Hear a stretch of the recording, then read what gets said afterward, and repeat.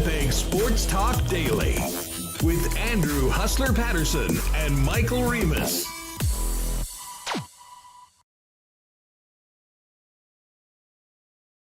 Hey, what's up, everybody, and welcome to another edition of Winnipeg Sports Talk Daily.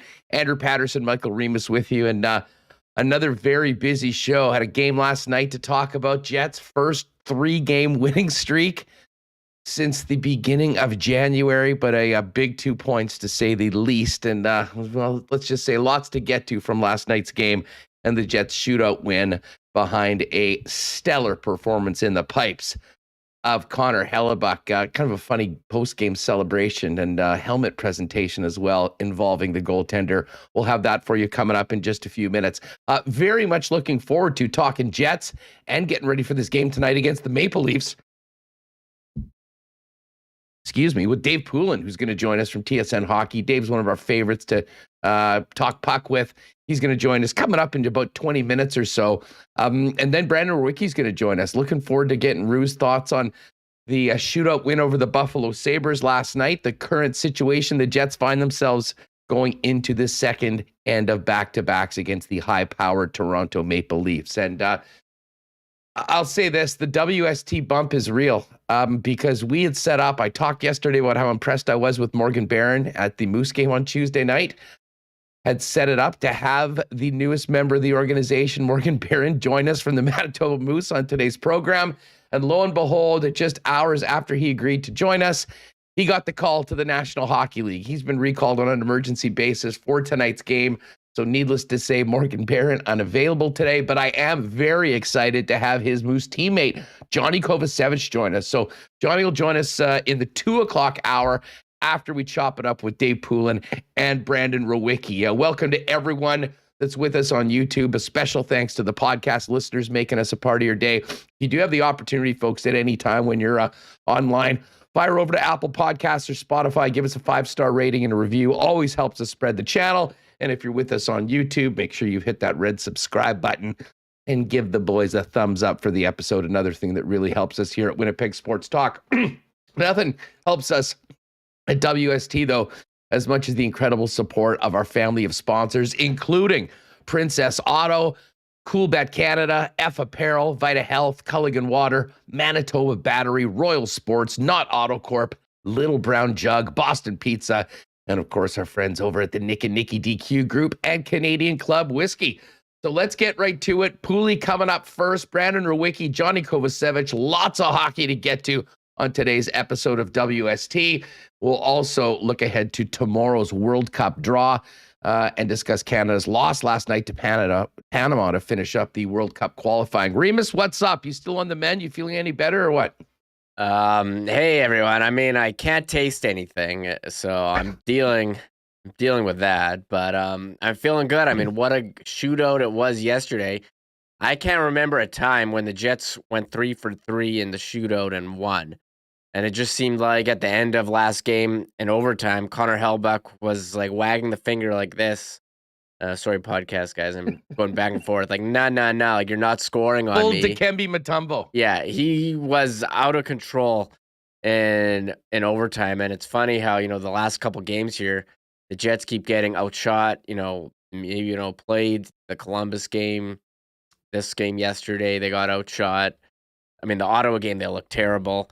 They did lose that one, though. And what was the other? There was one other game I'm missing in this 3-game win streak. Columbus, Arizona, Buffalo. Yeah, Arizona, where, at times wasn't great either. But, hey, they got a 3-game win streak, trying to get those slim playoff hopes alive. Dom has them, at 10%? Money Puck, which is fake news, has them at 6.5%. Let's see what 538 has. I don't know about 5. Jets. It's very slim. Jets are 12%. They're 12? Oh, that's the one we're going by then. Yeah, 12. Absolutely. We've told you those other numbers are fake news. They're prejudiced against the Jets and their playoff hopes. The real number, and you know what? I'm going to go out on a limb and say 538's being very conservative with their 12% estimate right now. That's the way I'm feeling right now after this game. Hey, listen, you're right. If we're breaking these things down and, grading them like dives in the Olympics, we're not giving out perfect 10s for these games. But No. when it comes to the results, it's about getting 2 points right now. And yeah, I mean, the Columbus game was a bit of an up and downer. And, they had the game tied up late on that power play that was so controversial, but they got it done in OT. Same thing, almost got Vemelka on Sunday night by the Arizona Coyotes, but were able to score an OT by Mark Scheifele, who had a real strong game. And then last night, it was Connor Hellebuck stepping up front and center as the star of the game. Pierre-Luc Dubois was an absolute beast. Blake Wheeler, impactful, and on a couple of plays last night, which we'll get to. And the bottom line is this team has won 3 games for the first time in a row, can now afford to, try to get greedy tonight, go in and take on a high-powered Maple Leafs team that has major question marks in net right now. And I don't think that'll be the case. Now, we haven't heard from Dave Lowry. And he said after last night's game, when Mike McIntyre pressed him on who would be in the net tonight, that his quote was, "I have 2 goalies." That, of course, didn't tell us anything. I would be shocked. I shouldn't say I'd be shocked. I assume that Connor Hellebuck is going to go back in, considering the way he played last night and the importance of this game. But I'll say this, Reem, there has been a couple of occasions recently, I'm going back to that St. Louis game that Eric Comrie played so well in, that, Comrie's got to start when sort of we all believed that Connor Hellebuck was going in. So I'm not saying that this is a slam dunk that Helly plays tonight, because we have seen Dave Lowry drop Eric Comrie in a couple times when maybe we didn't expect them. That being said, Hellebuck is the guy, and man, the way he played last night, it's probably pretty tough for the coach not to tap him on the shoulder again for this game against Austin Matthews and the Maple Leafs. Yeah, I mean, he's the guy. He's playing at a really high level. In the last couple Jets games, even that Boston game that they lost, he was very strong. So I think, just based on the reluctance to use Eric Comrie throughout the season and the fact that this is a very must-win game. I mean, every game they're going to go with their number one guy, Connor Hellebuck. He's looked good. Do I think Comrie deserves more games throughout the season? I think he's proven that, but this is the way that they're rolling, and they're going to go with. I think they're going to go with Hellebuck. Now, I don't forget who said the line. Like, I'll never be surprised when Connor Hellebuck is in the net for the Jets because he's their guy. And look, he's earned it. He's looked very good. Looked very good last game. Looked good I remember the Vegas game. They were like looking skyward in that shutout. So, I mean, let's see Hellebuck. I mean, he's always got confidence. I think he's going to be ready. However, I think when you look back on the season, and even last year, I kept saying give Brossoit a couple starts, but I think they're going. I mean, you want to beat the Leafs, go with your number one guy and Hellebuck, and then after this, they do have the Kings on Saturday, and then you got some time off. So there is a bit of a break. But that week, April 10 to 16, you got 5 games in 7 days. I've never seen a schedule like this. That is obscene. Yeah, you know what? And the weird thing is, I mean, they've got some periods, some pockets in the schedule over the next little while where they'll have 3 days off. And then all of a sudden 5 games in 7 days. And, we have been looking ahead to the schedule in April, knowing that there's a trip to Carolina, Florida, Tampa, I believe the New York Rangers as well. So, I mean, some really difficult games, which made a game like that against Buffalo, who, I mean, we've talked about this yesterday. Buffalo's been playing well over the last few weeks. I think they were really vitalized by that win over the Vegas Golden Knights and their former teammate, Jack Eichel. And listen, I mean, I think, Buffalo fans and the Buffalo Sabres probably leave that game going, man, we probably deserved a better fate last night. But to me, it goes back to Connor Hellebuck, Reem, because stop me if you've heard this one before. The Jets stunk in the first period. They did not have a great start. And for a game that is so important that you would think you would have this sort of sense of urgency, took a while for the rest of the squad to get into the game, and they were quite fortunate that 37 was doing what he does best in the first period last night. Yeah, first period, third period, Hassan. I don't know what it's been like the last couple games. You think the Jets, they get the memo when the start time was? It just seems so often during these games that all are must win. They're not showing up. I mean, that Ottawa game, even the Vegas game, again, it's going long stretches in a game without getting shot on goal. And they were outshot and outchanced, shot attempted severely in that first period. But when you got Hellebuck there, I mean, he stops everything. when he's in his zone, it's incredible to watch. And there he was yesterday. Well, you know what? And listen, I want to bring up this clip of Hellebuyck because we want to get to the shootout. Certainly Blake Wheeler, but Hellebuyck was the guy that made it happen last night. He's the reason why. In addition to some very clutch shootout attempts by the Winnipeg Jets, who went 3 for 3. But going back to the first period, the Jets knew that it needed to be quite a bit better in that. But no surprise that Hellebuyck got the helmet after the game and continued the power of positive thinking, but also kind of reminded the boys that they need a better start tonight in Toronto. Check this out. Hey, great win, boys. Wow. Side wheels, finish shootouts. Sorry, fuck it. Yeah, you guys got that down there? All right, boys. You know what? We need a better start, but let's start believing we're making playoffs. Oh! I love it.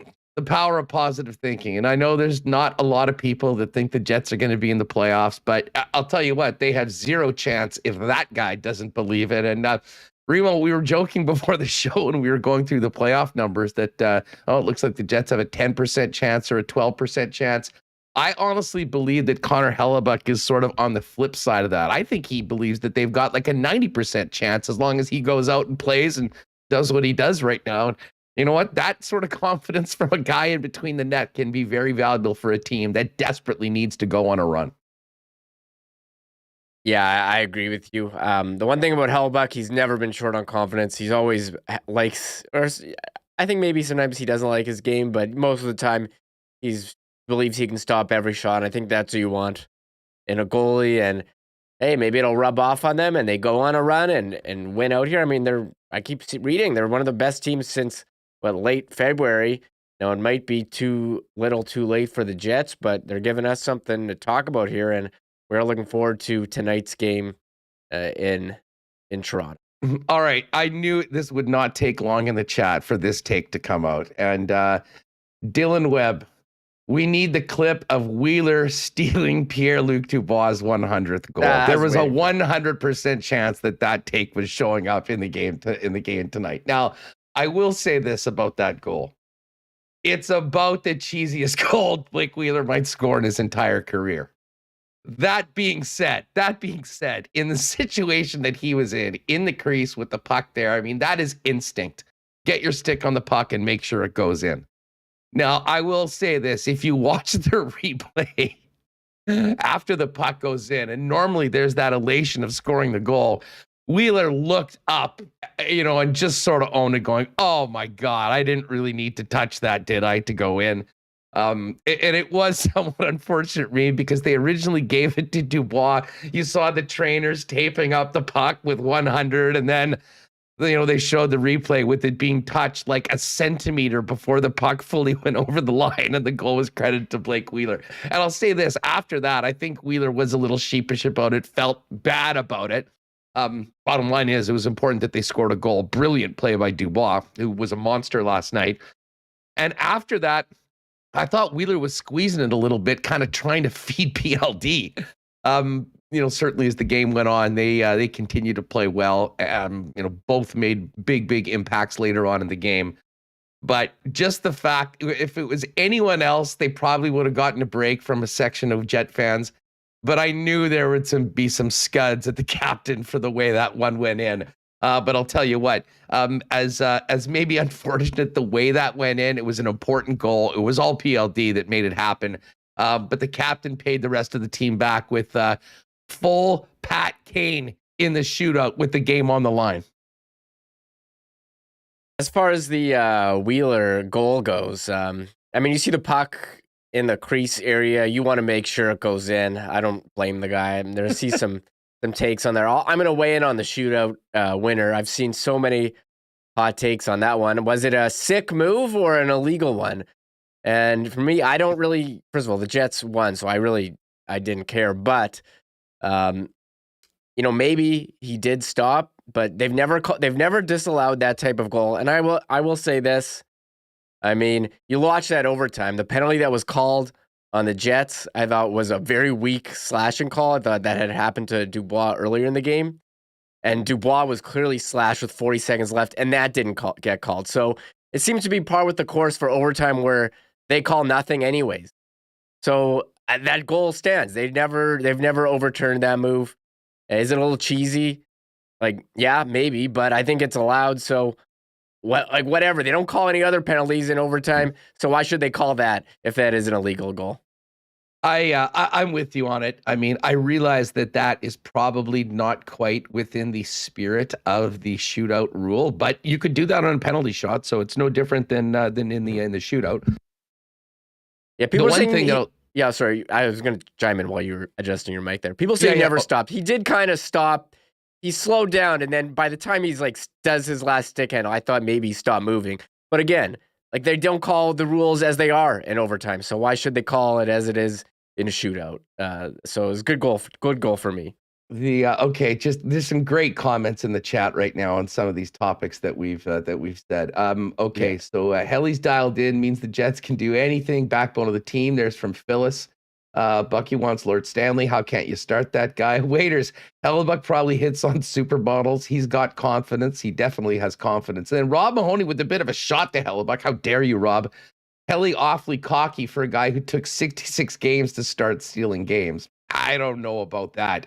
But I'll say this, he is, and I can see how it can come across as cocky, but we've all been following Connor Hellebuck through his entire career.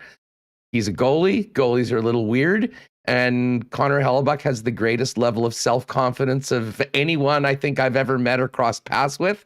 And that, folks, is an enviable trait in anyone, but especially a National Hockey League goaltender. Now, as far as the Wheeler, quote unquote, stealing the goal, the EKD, Wheeler's face palm was hilarious. So that was the moment when he sort of went, "Oh, I'm going to get killed for that, aren't I?" Will Smith owns Pistol Rock. Wheeler was selfish and wanted a goal. And then with the big smile, I'm pretty sure that was a joke. It was pretty funny from Stonewall Dave. And Nicole J, that was sad. PLD looked a little ticked as well. And PDJ NYC didn't steal a thing. It's about getting the puck across the line for sure. James Henderson, Wheeler, goal stealer. Nice rhyme, James. And Jay Miller had to make sure it went in, would have done the same. And Stonewall Dave in real time with the contact and movement, it was totally understandable. So listen, it was a funny replay. It was one of those good problems to have. Pierre-Luc Dubois is going to have plenty more opportunities, hopefully tonight, to get 100 and help the Jets win hockey games. And bottom line, Remis, coming out of all of this, Mark Scheifele had a brutal game last night, I thought. I mean, and Dave Lowry did a lot of things with the lines. But this combination now with Wheeler playing alongside Dubois, even without Kyle Connor, I thought really effective. And those, for my money, were two of the top forwards on the Winnipeg Jets last night, really driving the bus. Yeah, a couple other guys I want to give shout-outs to. Ville Heinola goes from not getting in the lineup to playing almost 21 minutes, recorded an assist. He's got a three-game point streak. So I think his spot in the lineup is looking strong. He was great last night. Yeah. He was great last night. And, we talked about it, Reem, going in because of Nate Schmidt's inavailability. He was going to be playing with Neil Pionk. And I'll say this, Dave Lowry obviously had a lot of confidence in Ville Heinola. I mean, you look, it's a 2-2 game. There's a minute and a half left, and who's out there? Ville. So that, I think, is exactly the sort of scenario you'd love to see for a young defenseman that gets a chance to get back into the lineup, playing up, with a real established veteran, playing significant minutes, playing in key situations, and helping his team win the hockey game. And you can see, I think he even feels a little bit more confident and more part of the team. Of course, he was the guy that got to give out the helmet after winning it in the last game. And he certainly did nothing to hinder his opportunity to stay in the lineup right now. Now, not going to be an issue for the next few games because, of course, Nate Schmidt and Kyle Connor are missing the next three. And I think this will be a real good chance for Ville Heinola to sort of plant his flag in that top six for the Winnipeg Jets, regardless of who's healthy and who's not. Yeah, and one other player I want to give a shout out to, Mason Appleton, who scored the tying goal. What a shot, and he's settled in pretty nicely. Picked up right where he left off. On the third line. Now it's with Lowry and Sanford, although it's been moving around now. But Appleton, I mean, he's going hard to the net. You saw that against Craig Anderson. Some people have said maybe that should have been a penalty, maybe not. I mean, I think you could argue that if you crash the goalie, regardless if you're in control or not, maybe it should have been. Anderson smacked his head pretty good against the post, but I mean, the Jets need that type of player, a guy who's going to go hard to the net, and we've seen Appleton do that before when he was here previously, and there he was making an impact yesterday and scoring the tying goal. A nice assist from Nikolai Ehlers. We were talking about guys who were stepping up in the absence of Kyle Connor. I thought Nikolai Ehlers has been looking sharp as well. What was interesting too with Ehlers being on that line, and this sort of goes back to what I was talking with Murat yesterday about, Reem. I said, at times that combination of Scheifele and Ehlers looks so tantalizing, and other times it's just not happening. And I mean, considering there was no Kyle Connor, it was a pretty interesting, way Dave Lowry shook things up. And, he moved Zach Sanford up on that line to start things off. He said it was for one shift. He liked the way it looked, and he just sort of rolled with it. I mean, I'm not sure that any of that was entirely planned by Dave Lowry, other than just more reacting to how things looked. And listen, there wasn't a lot of great going on in that first period, but, part of that led to some of the other changes, with the lines. And be very interesting to see the way things start tonight in Toronto, considering the way the Jets certainly did get better in that hockey club after the hockey game after the first start. Yeah, and we've seen a lot of comments here about Zach Sanford getting a chance in overtime. He almost scored it. It hopped over his stick. He had a few chances last night. They're missing Kyle Connor. They're pretty short bench as it is. So I'm not sure, what more these guys can do. So I mean, I had no problem with it because who else are they going to play? They're missing Kyle Connor. So, and they did have they had that penalty too, which kind of messed things up. But we'll see how it goes tonight again against Toronto. We do have some, before we get to Dave, we do have some goalie news though. Leafs. Mrazek on the shelf. He's out. He's out for a while. Jack Campbell's still out with a rib injury, so it's Shalgren getting the start, and they called up Michael Hutchinson. Back to back up. So, I mean, that's the state. Dave may know more than me about the Leafs goalies, but I mean, early this year, Campbell favorite for the Vezina. Now, I mean, they've got a real goalie issue there in Toronto. So we will see how it goes. Jets Leafs tonight. Looking forward to it. It's so funny that came up yesterday. I was watching the game with a couple of buddies, and one of the guys goes, "Hey, where's Hutch these days?" Mm-hmm. I'm like, "I'm pretty sure he's with the Marlies." And lo and behold, 24 hours later, he's going to be backing up a guy that we had never heard of 2 weeks ago against the Winnipeg Jets. That being said, Jets are going to need to start well. I believe the Leafs lead the league. I heard 80 first period goals this season.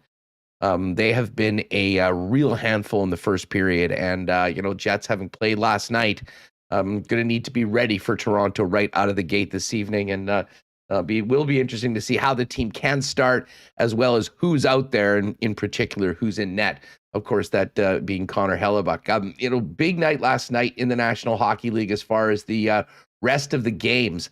And we'll get to that a little bit later on, but we're going to talk with Dave Poulin coming up, both about last night and heading into this challenge against the Toronto Maple Leafs. Just before we bring Dave in, a big thanks to some of the sponsors that make Winnipeg Sports Talk happen each and every day, including our friends over at F Apparel.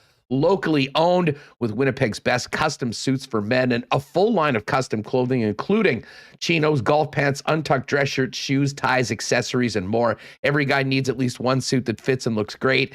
And F's custom-made suits start at just $400 to the top spot in Winnipeg for a wedding and grad suits. You've got a wedding party coming up. They'll give you a great deal on suits for your entire group, and that awesome free shirt and tie for Winnipeg high school grads with proof of their student card.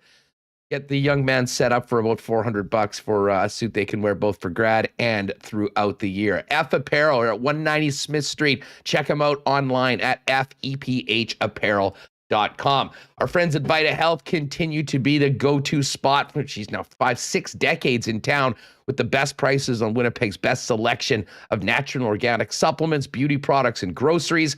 Not to mention delicious lunch options at the Grab and Go Deli featuring Vitamarket salads, soups, sandwiches, and more. And if you can't make it into the store, visit their brand new fully shoppable website to buy online or schedule a delivery with Instacart. Vita Health Fresh Market, 7 Winnipeg locations, including the newest store in Linden Ridge, and online at myvita.ca. And of course, our friends, hey, listen, Vita Health has got your food and your supplements, but it all starts with being hydrated, drinking lots of water. And when you think of water in Winnipeg and southern Manitoba, it's our friends at Culligan that have been the leaders in the industry, family owned for 65 years. They've got it all: water softeners, filters, bottled water coolers, whole home systems and drinking water systems, citywide water delivery services, as well as commercial and industrial water products and solutions. See them at 1200 Sargent Avenue or online at drinkculligan.com. Oh, I'm looking forward to this next conversation. Always great to welcome in our good friend from TSN Hockey, Dave Poulin, to the show. Poulin, what's going on? Thanks for doing this. I'm thinking I can dig up my old student card and go for that free shirt and tie. I think I got a shot. Yeah, you can. You know what? You're now the picture's a little different, okay? But I think I've got a shot at it. I do. The guy had to write down next time you're in the rink, you can pop down and see the guys at F Apparel. I'm sure they'll have something for you, Dave. How's things, man? Great to talk to you. Coming out of a wild week for you and everyone, working trade deadline, and kind of now we see where the National Hockey League is, the landscape post deadline, going down this final stretch. You know, everyone asks about that day and how challenging it is, and it's a really fun day for us. And I was in studio at 6 a.m. You know, it's funny when they make the makeup lists, I'm always first. I don't know whether that's because I need more makeup or because I'm willing to get up a little bit earlier than O-Dog is. I think that's more what it is.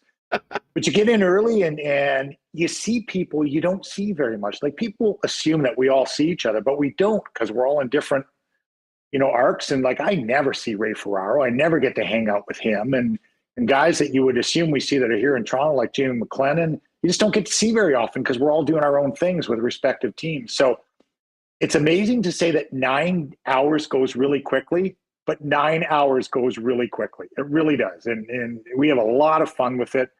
And I think part of it is we don't take ourselves too seriously. And the maestro is obviously James Duthie. He makes it all happen and makes it go around. The Quizmaster is behind the 51-page missive that day, Andrew. 51-page missive. You look at it at first and you're like, yeah, man, I thought I was back in school, speaking of the free shirt and tie, and taking a final exam and looking through it going, I'm never going to get through this. But it's really a fun day, and there was lots of action.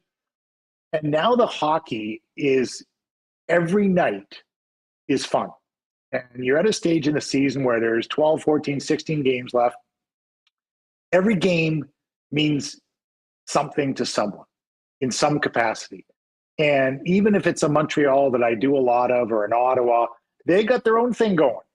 And they want to play the role of spoiler, and they want to play well. And they're both tough outs right now. So, I'm really looking forward to tonight to seeing, what comes off of this. And it's just tough to lose a couple of guys like you do because you have to cross the border for a game. I mean, that throws a wrinkle in there man, oh man, that's a tough one with Connor and Schmidt. Yeah, and it's not just anyone. It's a guy that's right up at the top of the league in scoring leaders, and Kyle Connor. It's been such a big player. And it was so funny, Dave. He was the only guy on the club that hadn't got it yet.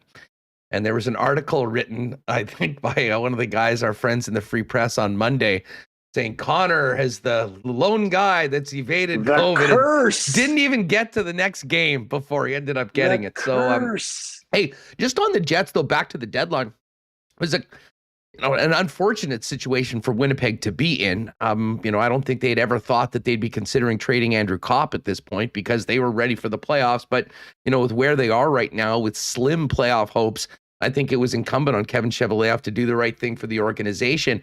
But it wasn't just the Kopp trade. I mean, they brought back Mason Appleton. They brought in Zach Sanford. They did have the trade with the rights to Nathan Smith and Brian Little's contract going out. But, obviously bringing in Sanford and Appleton to sort of maybe lessen the blow of losing Kopp. What did you think of the challenges that Kevin Cheveldayoff had going into the deadline and how the Jets came out of it? I thought they responded well. And I was a big Mason Appleton guy, and it was no surprise when I heard they'd been trying to get him back. And it was a surprise, actually, that he was available in the waiver draft, but you understand all the ramifications of that. And And there's a reason that Seattle wanted him as well. And I just liked the identity of that third line, the way it was built with Kopp and Lowry and Appleton. And so much right now, third lines are becoming a key. And if you look at the ultimate was in Tampa, the last couple of cups with Gord and Goodrow and Coleman. I mean, you think of that. And the prime free agents are a couple of guys coming off the third line in Tampa. And Tampa immediately goes out and pays an enormous price to start to rebuild their third line with Brandon Hagel. And so the importance of that line, and now you bring Appleton back, you have Lowry in place, but you lose Kopp. And so someone has to emerge and really grab a hold of that spot. I think they were hoping that Zach Sanford could do that. He comes with the pedigree of the Cup in St. Louis. I watched him a lot in Ottawa. And there are nights when he looks like he could really play that role. But so far, it hasn't been consistent enough. And I think that's the reason for his move through 4 teams. It's just looking for that consistency. And you hope when he lands in a spot he's comfortable in, and he should be comfortable in Winnipeg, that consistency builds. But I think all in all, with what you were able to do, moving Kopp is not comfortable. It's a kid that I still think there's an upside there. And I always thought that. I loved him, through his younger years. And I always said he was a little bit late coming to his offense because he was a quarterback. And he was busy playing football through high school, and everybody else was focused on hockey and skill development. And so he's still getting better at his age, and that's the hard part. What a start he's had for the Rangers, too. I mean, we were talking yesterday in the program. He led their forwards in ice time by a slight margin, but was right there up at the top and is scoring more than a point a game. I mean, hasn't taken him a long time to make a difference for the Blue Shirts. But look at what they focused on, too, right? They went and got Frankie Vetrano, and they went and got Andrew Kopp because they've got their Zibanejeds and their Panarins and, their high-end guys, but they know if they're going to make noise in the playoffs, that's what it's going to be. And so they're also – it's interesting, isn't it, the price that's coming with those third-line guys now. And, you're one of the top 9 on the hockey team, so the high-priced guys are always the guys that score more, but everyone is fully understanding the value of that third-line player. Well, and I think that's why, from my perspective, I was stunned that the Jets were able to get Mason Appleton, for a 4th round pick. I agree. He's making $900,000, Dave, and he's an RFA and would not have the numbers for a massive raise. I certainly expect that Mason Appleton will be in that spot for the next couple of years, and to have a player making in and around that in that position that can contribute, I think will be important to allow Kevin Cheveldayoff maybe to distribute some of that cap in some other places to help the team move forward. And obviously we'll see what happens in the offseason as far as a potential move of one of the 5 veterans on the blue line to give a player like Ville Heinola. Obviously Logan Stanley's there as well, and maybe Dylan Sandberg, Johnny Kovacevic, who's going to join us later on in the program, an opportunity next year. What have you made of the Jets so far? I know there's a lot of people that are very surprised that they are in the situation that they are in. Listen, they've been getting some results over the last month. They've been staying in it right now, but man, they had such a big hill to climb. It still is, by the numbers, unlikely, but they're putting up a pretty good fight right now. They are. It's a team that, I've always thought was just on the verge. I just have. I've followed them so much over the last handful of years and watched their players grow and watched their players develop. And, even go back and look at the Pierre-Luc Dubois trade, the Line trade, and how he's emerged now as a force. And if you'd have said that Kyle Connor was going to be your top goal scorer on your team, you'd say, wow, we're in really good shape here. But the pieces haven't fit together the way they look like they should. And I'm not sure why. Some of that's up to individual players and some of it's up to timing. And it seems like just when they get things going, well, Ehlers goes down with an injury. So what that forces you to move the lines around again. And it doesn't seem like it's clicked. You should go in pairs. You should say, well, Scheifele and Wheeler are fine, and Pierre-Luc Dubois and Connor are fine. Lowry and Appleton now, or Kopp previously, are fine. Now find the other pieces. Who gets Ehlers? And, how does that play out? And how does everything match up? And it just hasn't. Where does Stastny fit exactly? And while there have been lots of options, this team should be better than what they've produced this year. Now, they, like everybody else, have had the COVID. They've had, the different challenges along the way, the loaded schedule at times. I don't think Connor Hellebuck has been at the top of his game the entire year. And he's the one who set his own bar, though, Andrew. I mean, I'm sitting here saying that, and I'm saying all I want is what I've seen. And, part of that could be the grouping in front of him and that they've created more high-scoring opportunities in front of him. But the defense, when you add a Brendan Dillon and Nate Schmidt, should be better. So I've used the word should a lot, and because I've seen each of these individuals and as a team play better and more consistently than they have through various parts of this season. It is. I mean, they have been confounding at times. I mean, they'll have a couple good games and then just, lay one down. I mean, you think here they come. Yeah. Like you watch and you say, oh, great, here they come. Well, we felt that last week, and you looked at the schedule over the past week of a number of teams well below the playoff line. And that's why I think that game last Thursday against Ottawa, which was, dreadful by just about every measure, was disappointing so much, I think, to both the guys in the room as well as the fan base. And listen, none of these last three games have been Picasso's by any stretch of the imagination. I mean, they won in overtime against Columbus, overtime against Arizona, a shootout last night against Buffalo. But there's no style points right now when you're playing for your playoff lives. You got to get 2 points, and it'd be fascinating to see how this team looks tonight, because they have risen their level of game against some of the better teams. And certainly we don't have to go back too far to December 5th to remember the first game between the Toronto Maple Leafs and the Winnipeg Jets this season. And be a very interesting matchup and an interesting situation for both teams. We talked about where the Jets are. Leafs in a very lofty spot, but man, huge questions about goaltending right now with Mrazek out. And, what do you think about this matchup tonight? And do you think there'll be any carryover from all the funny business that happened in the third period of that game in early December? Or is that too far back in the rear view? I don't. I think that's too far back in the rear view. I can't remember what I had for lunch today, and it's only like 2:30 in the East. So I think hockey players can forget pretty quickly. Little variable tonight you forgot to mention is there's certain Maple Leafs sitting with 49 goals. And that's Austin Matthews. So I didn't want to mention that. The Jets are the milestone team, Dave. Team. Get on to Coolbet and hit that prop on a Matthews goal. But hopefully that'll be it. It might be. But the goaltending situation is clearly up in the air here. And this kid, Eric Shalgren, has come in like when you just say out of the blue, like totally out of the blue. And he's actually solidified the situation. And he was able to do it before the trade deadline for about the week to 10 days before that, and got it calmed enough where Leaf fans weren't, literally screaming and yelling that a goaltender had to be acquired.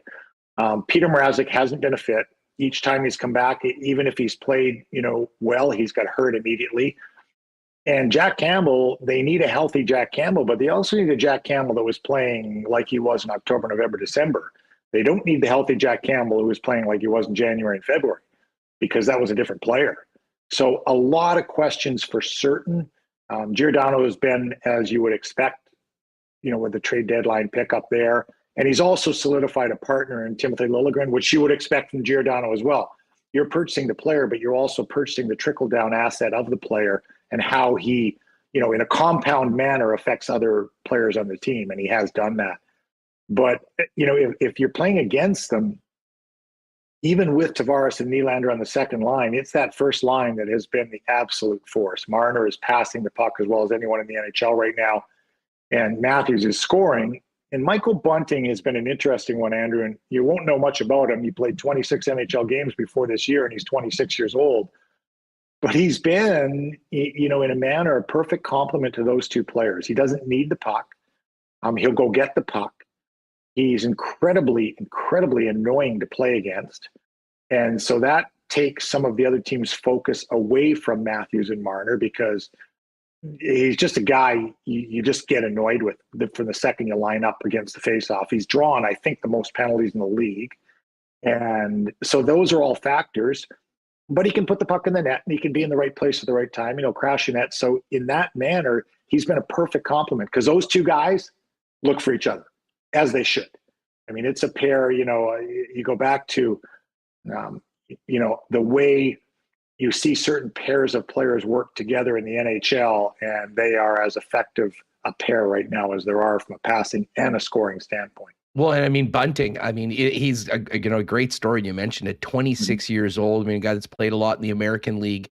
I mean, from an organizational standpoint, especially with the cap challenges that Kyle Dubas has to navigate with the massive outlay to those top 4 players, I mean, it's hard to put a real value on a player like that, what they can come in at a low cost, fit in, and be productive playing significant minutes with top players.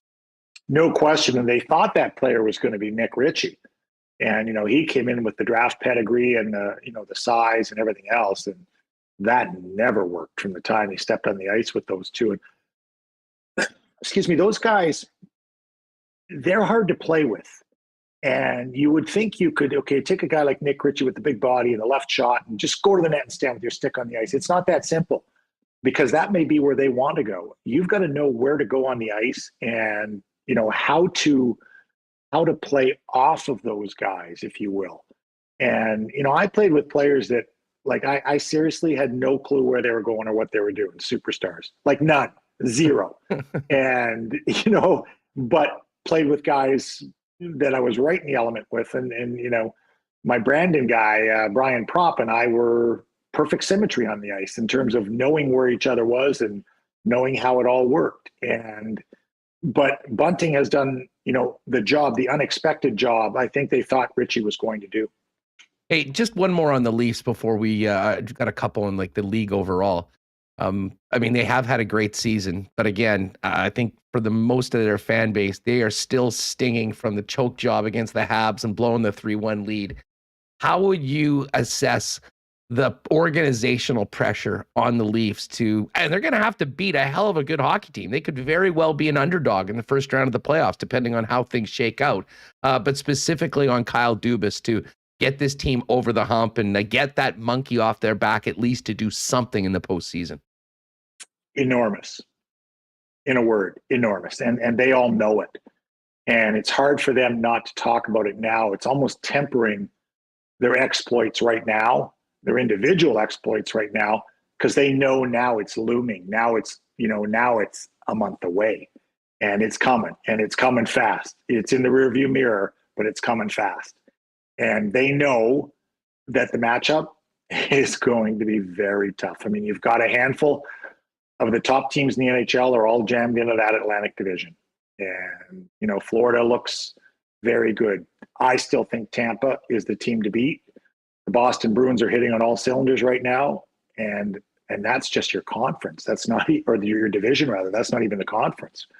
You've still got another side with Pittsburgh and Washington and Carolina, and you're saying, wow, this is a group that's loaded up. So it's going to be fun. It's going to be a lot of fun. And I don't think anyone can sit here and say, you know what, we'd rather play. No, you wouldn't. There's nobody you'd rather play right now in that Atlantic division for every reason. So as it plays out, I think the pressure continues to build, Andrew, and until they win a round, it's going to be an enormous pressure. And it's going to micro itself into periods and into games. And you can't just say, well, give us the 7 games. They can't do that. If they have a bad second period of their first game, it's going to micro itself. Yeah, the fishbowl is real there in Toronto, and I mean, for obvious reasons, after what's happened the last few years with a lot of money being paid to some top players, and playoff performance is expected. That just hasn't happened so far this year.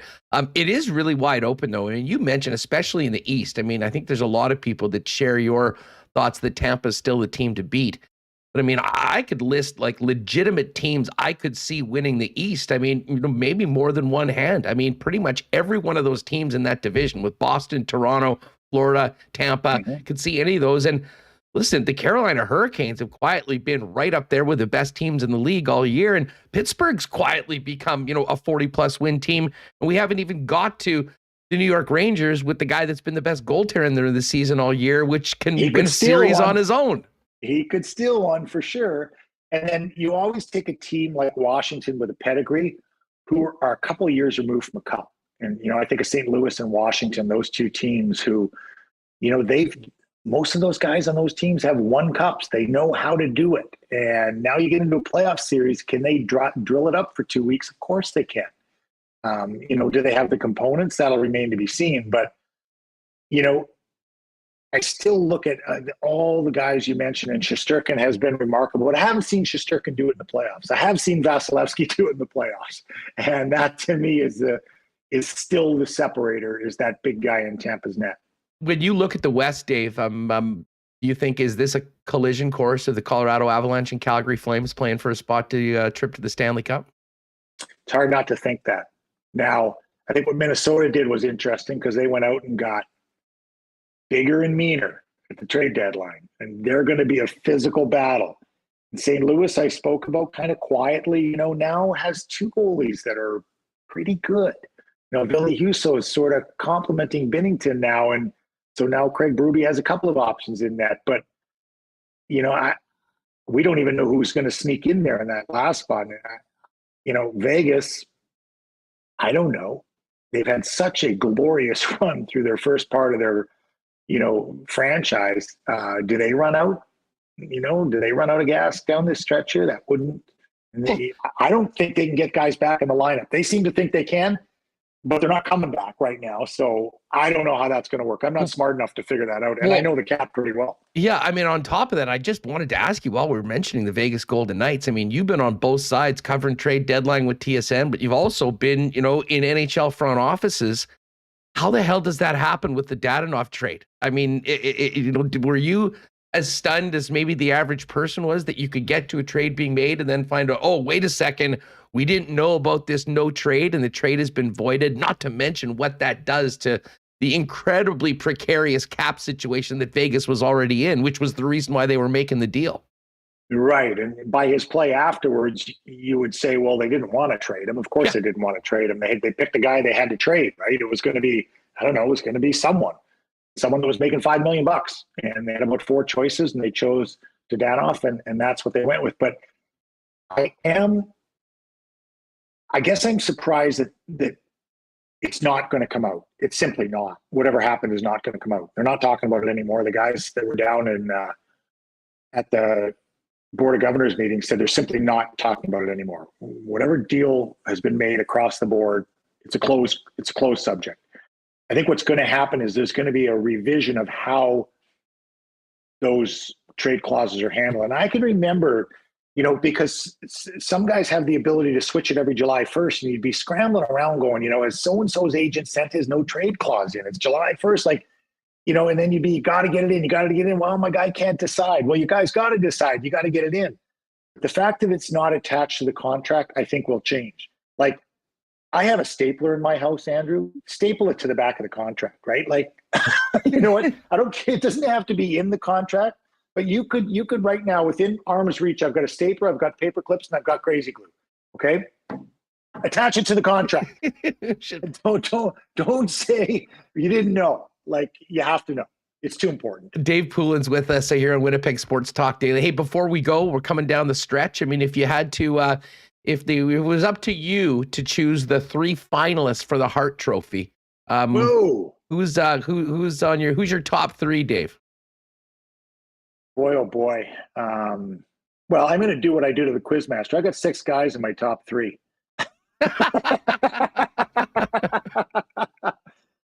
I see a lot of Austin Matthews, and he's right there. But I posed the question today when I was asked earlier about his 49 goals with the Quizmaster. I said, yeah, isn't there another guy in the league with 49 goals? Well, the Quizmaster didn't want to hear that, right? No. Draisaitl's had a terrific year. Shesterkin has really given me pause to think about a goaltender. It really has. And then the people in Nashville are screaming to get Roman Josi. I was going to bring him up. His season is just phenomenal. He's points. Doing it right now. I believe in the last month and a half, he's been the top scorer in the league, period.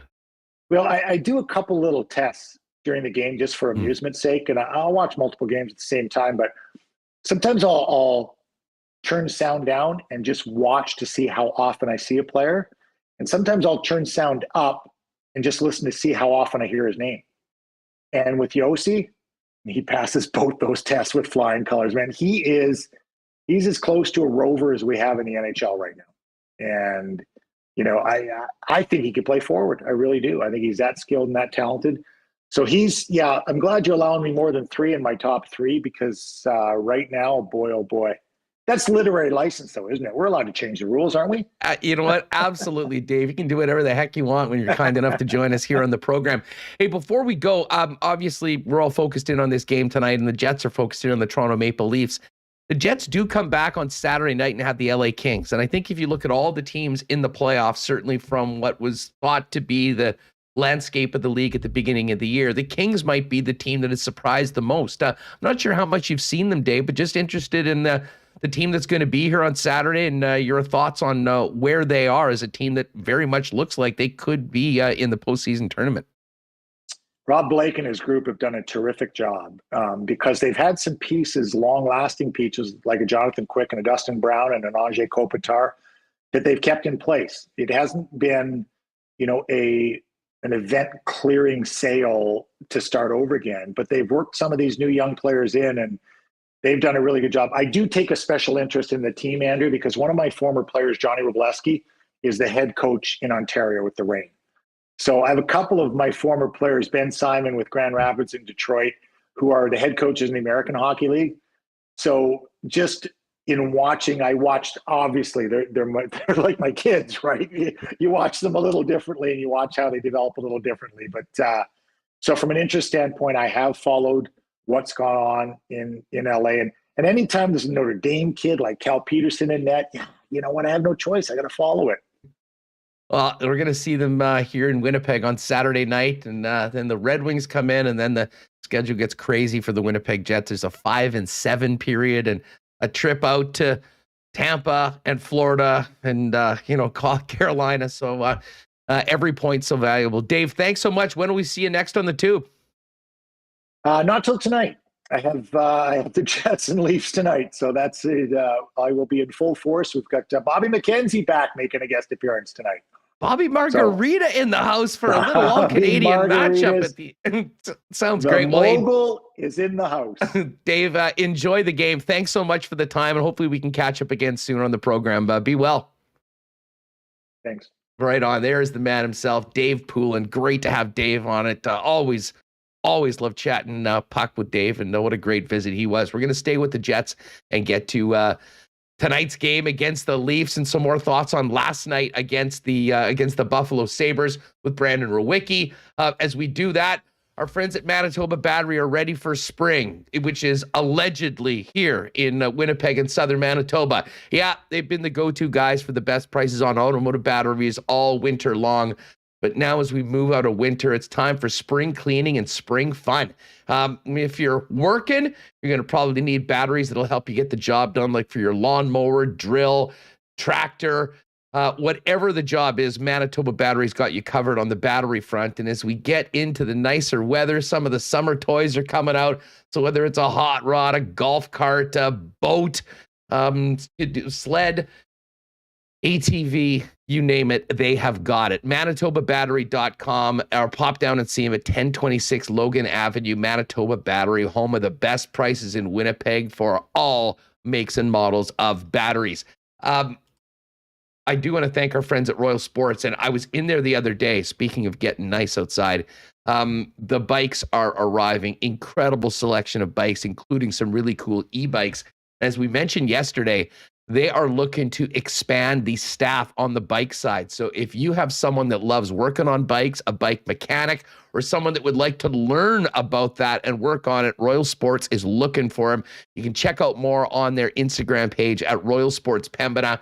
But mechanics in sales, working in the warehouse, if you're into bikes, there's a spot for you at Royal Sports. They'd love to have you on board, or someone from the family. As I said, 750 Pembina Highway.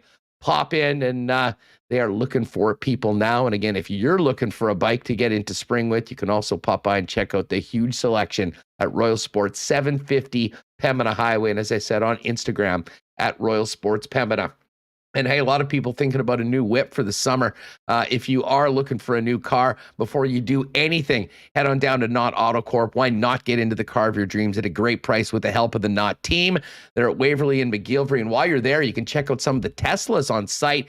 And if you are interested in going electric, they've got a great program called the Tesla Experience, which will get you a chance to drive, charge, and Find out everything that's involved in moving to an electric vehicle.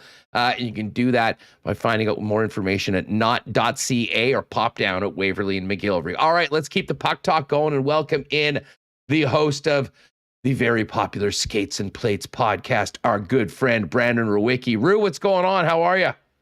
Not much, man. I would say semi-popular. I don't know if very popular is a factual statement, but what do you mean? I was checking the Canadian hockey charts. I saw Skates and Plates moving a huge mover up into the top 100. People can't get enough. And just first and foremost, if you're wondering what we're talking about, Brandon does more great Jets coverage wherever you're getting this podcast. Make sure to check in and put in Skates and Plates and get some of Brandon's content that's coming out as well. Let's get right to it. 3 in a row. We've been waiting for a while for this team to pull it off. Now, OT against Columbus, OT against Arizona, shootout against Buffalo. I mean, as I said before, maybe the style points haven't quite been there, but results-based business right now, and the Jets need the results that they've got. And, it was not a great start last night. There was a lot of ups and downs at the game, but tell you what, you got a guy like Connor Hellebuyck playing the way he played last night. You're going to have your chance to win 3 in a row more often than not. And he was brilliant last night. What'd you think of the shootout win? No, it's funny because my initial thought after it was, is this not the most underwhelming 3-game win streak in the history of the NHL? Like the murderer's row, that's Columbus, Buffalo, Arizona, and I don't know if the Jets outplayed any of them, right? Like I'm curious, like what's the chat like? Like what is everybody thinking right now? Because it's like you said, it's all about points, chasing down a playoff spot and all that. So it's like I don't want to be a hottest team in the league, 11-4-1 in their last 15. I would like to say they're making a ton of progress, but I mean the Dallas Stars just continue to win these makeup games, and it is the old objects in the mirror not closer than they appear because of those makeup games right now. But yeah, I mean, listen, there's a lot that we can get to, but the bottom line is I think people are way more happy to be talking about 2 points and what could have been better than how the hell did they leave those 2 points on the table, leaving that game last night, Sunday night, Friday night, you pick it. The good thing is we've had few shows like Fridays after last Thursday's turd at home against the Sens.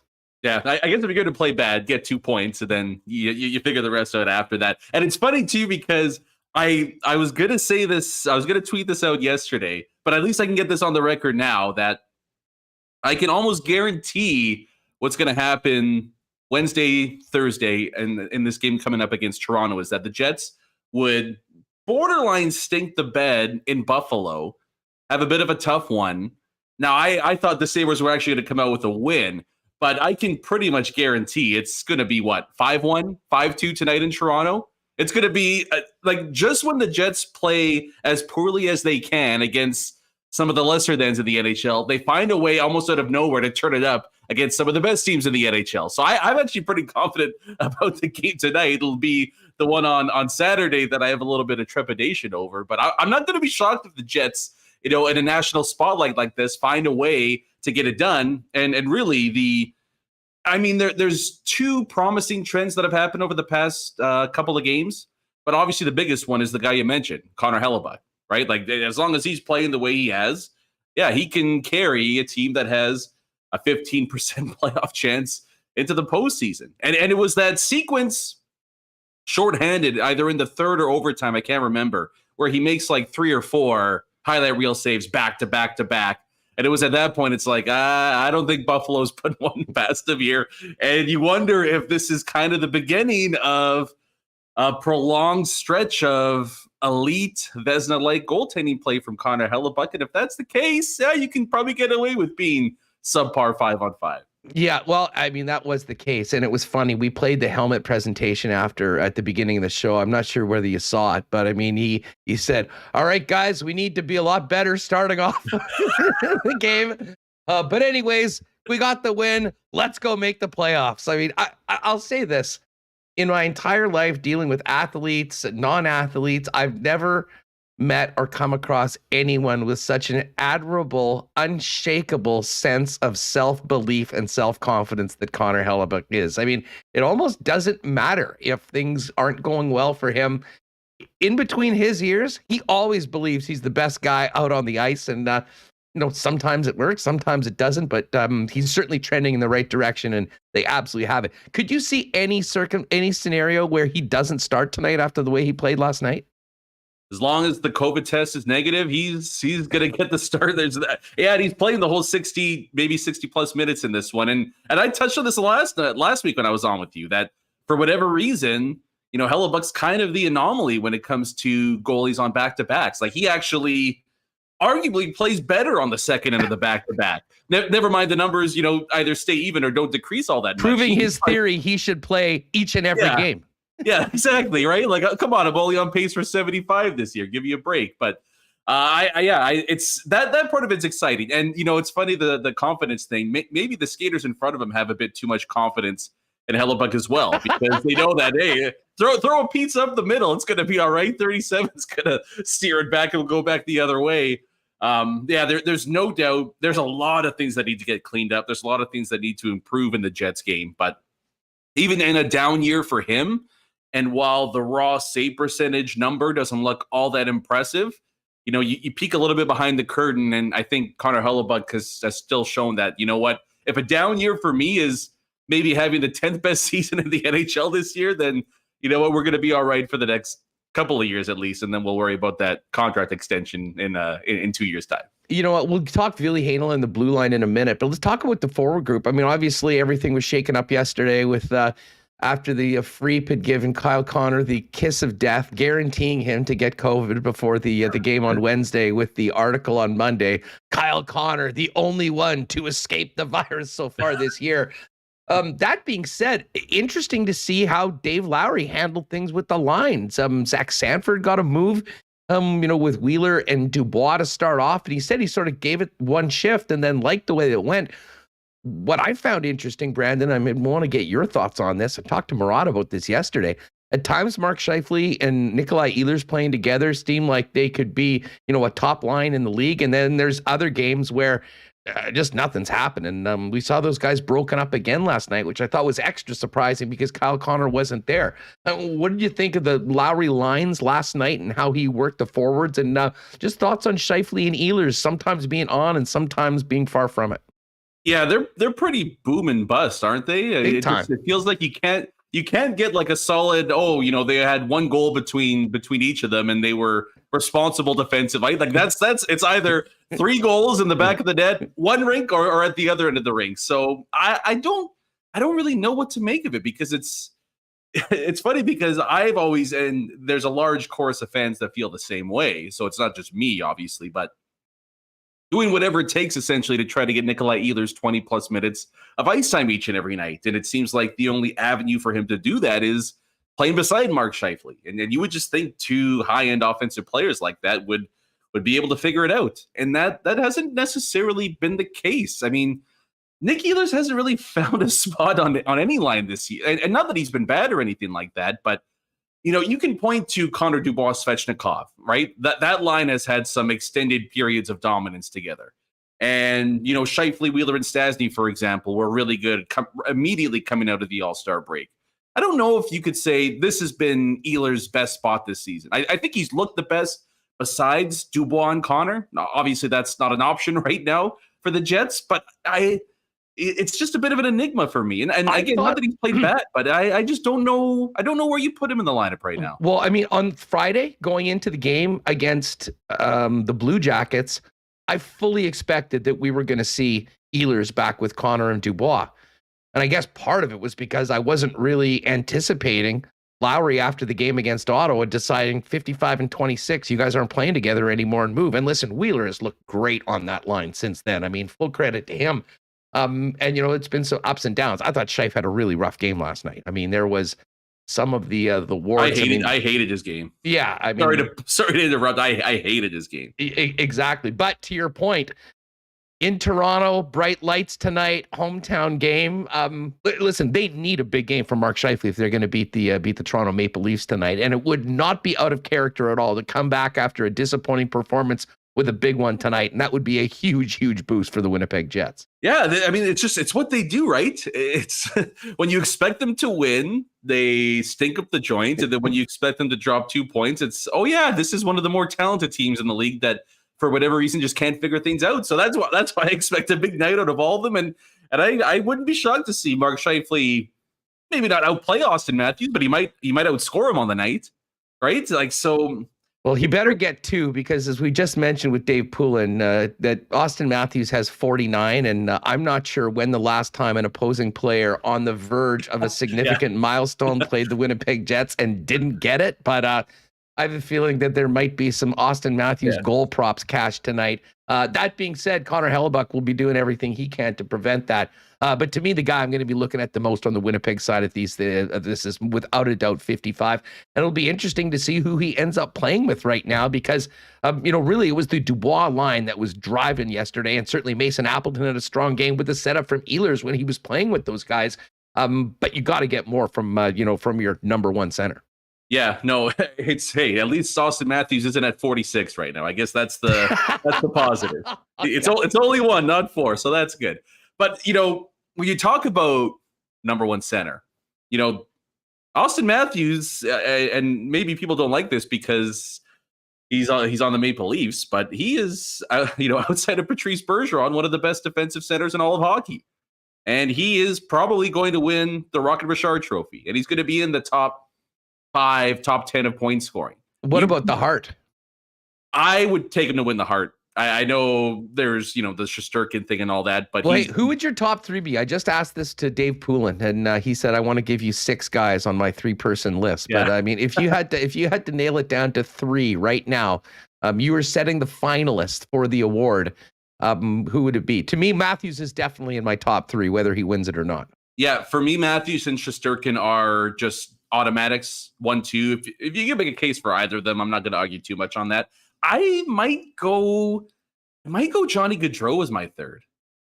There is a list of probably 6 guys that are fighting for that. Roman Yossi's got to be in the conversation. Yeah, Roman Orr, you mean? yes. That's and the Norris is crazy too, right? Because Cale Makar he had his name engraved back in December, but if Josi hits 100 points, how do you not take Roman Josi to win the Norris? But I mean, Josi and Makar, I think, have to be in the conversation as well. But I mean, for me, when I watch Calgary play, and I know they're like the epitome of a Daryl Sutter coach team, Johnny Hockey has been so consistently excellent from game 1 right on through. And he's going to be right up there with the best in the NHL when it comes to point totals by the time everything's said and done. So I know Huberdeau is rocketing up the point charts as well, but defensively, I don't think he brings as much value as some of the other guys. I think I'd feel pretty good about Matthew Shesterkin Gaudreau on my MVP ballot. That will have no bearing on who wins MVP. Yeah, it'll be interesting. I think Joe Josi should be in the top 3, whether he gets it or not. And it's funny. I mean, I'm always looking at the futures numbers. I mean, even at the All-Star break, you could have gotten Roman Josi to win the Norris at like 12-1, 13-1. I mean, it was Makar minus 333, and Josi has basically been the most prolific player in the league for the last 6 weeks. And I mean, where would Nashville be? You want to talk about most valuable player? I mean, I don't know what the definition of the award is.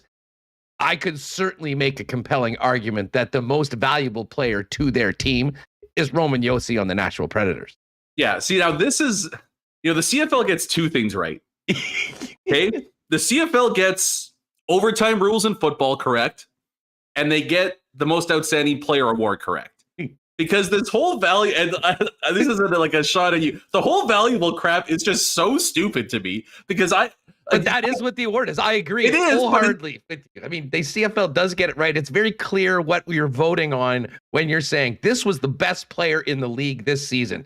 I'm not sure that is the case when people are voting on the NHL's MVP, the Hart Trophy. So dumb, because I could turn around and say, well, what about UC Saros's, 920 whatever save percentage, right? And everyone's like, well, goalies are the most valuable. Okay, then goalies should win the award every year. If we're doing it just strictly off who brings the most value to a team, we go, who had the best goalie season? Cha-ching, there's the Vezina and the Hart. So that's why the award and just using it in the most valuable prism has always been so stupid to me. I hate it. I abhor it so much. I like to go off the beaten path and say, who had the best season? And yes, it's difficult to determine forward, defense, goalie, all that, but who's the best player in the NHL that season? And Shesterkin's been out of this world good. But man, if you have a guy that's on pace to maybe score 60 goals and finish in the top 5 in terms of Selke Trophy nominations, I got to go Austin Matthews. For me, he's been the best player in the league. Well, the funny thing is, we had this whole conversation. We haven't mentioned Connor McDavid or Leon Draisaitl, and Draisaitl's got 49. And those guys, and again, this also goes to both the definition of the award, but fair or unfair, when you are playing with another player that is that good, you maybe don't get the credit that you deserve for the season you're having individually. And I think that sort of eats away at both of their abilities to win the award. Yeah, McDavid's like 130 points, and he's like, yeah, maybe I'll squeeze into the top 5 this year.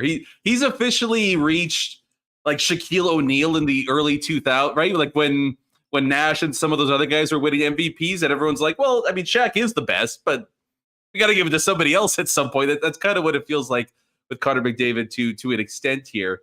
I mean, look, if you wanted to tell me he belongs in the top 3, I wouldn't really argue with that either. But again, that's why the whole valuable thing is so stupid to me, because you're going to penalize guys like McDavid and Draisaitl for the seasons that they're having just because they were drafted to a team that they had no pull and no choice. And that's the situation that they're put in here. And then on top of it, you can eliminate anyone from Colorado because they've got the most talented supporting cast. So how could you be valuable, right? So that's why that whole thing's always totally bothered me.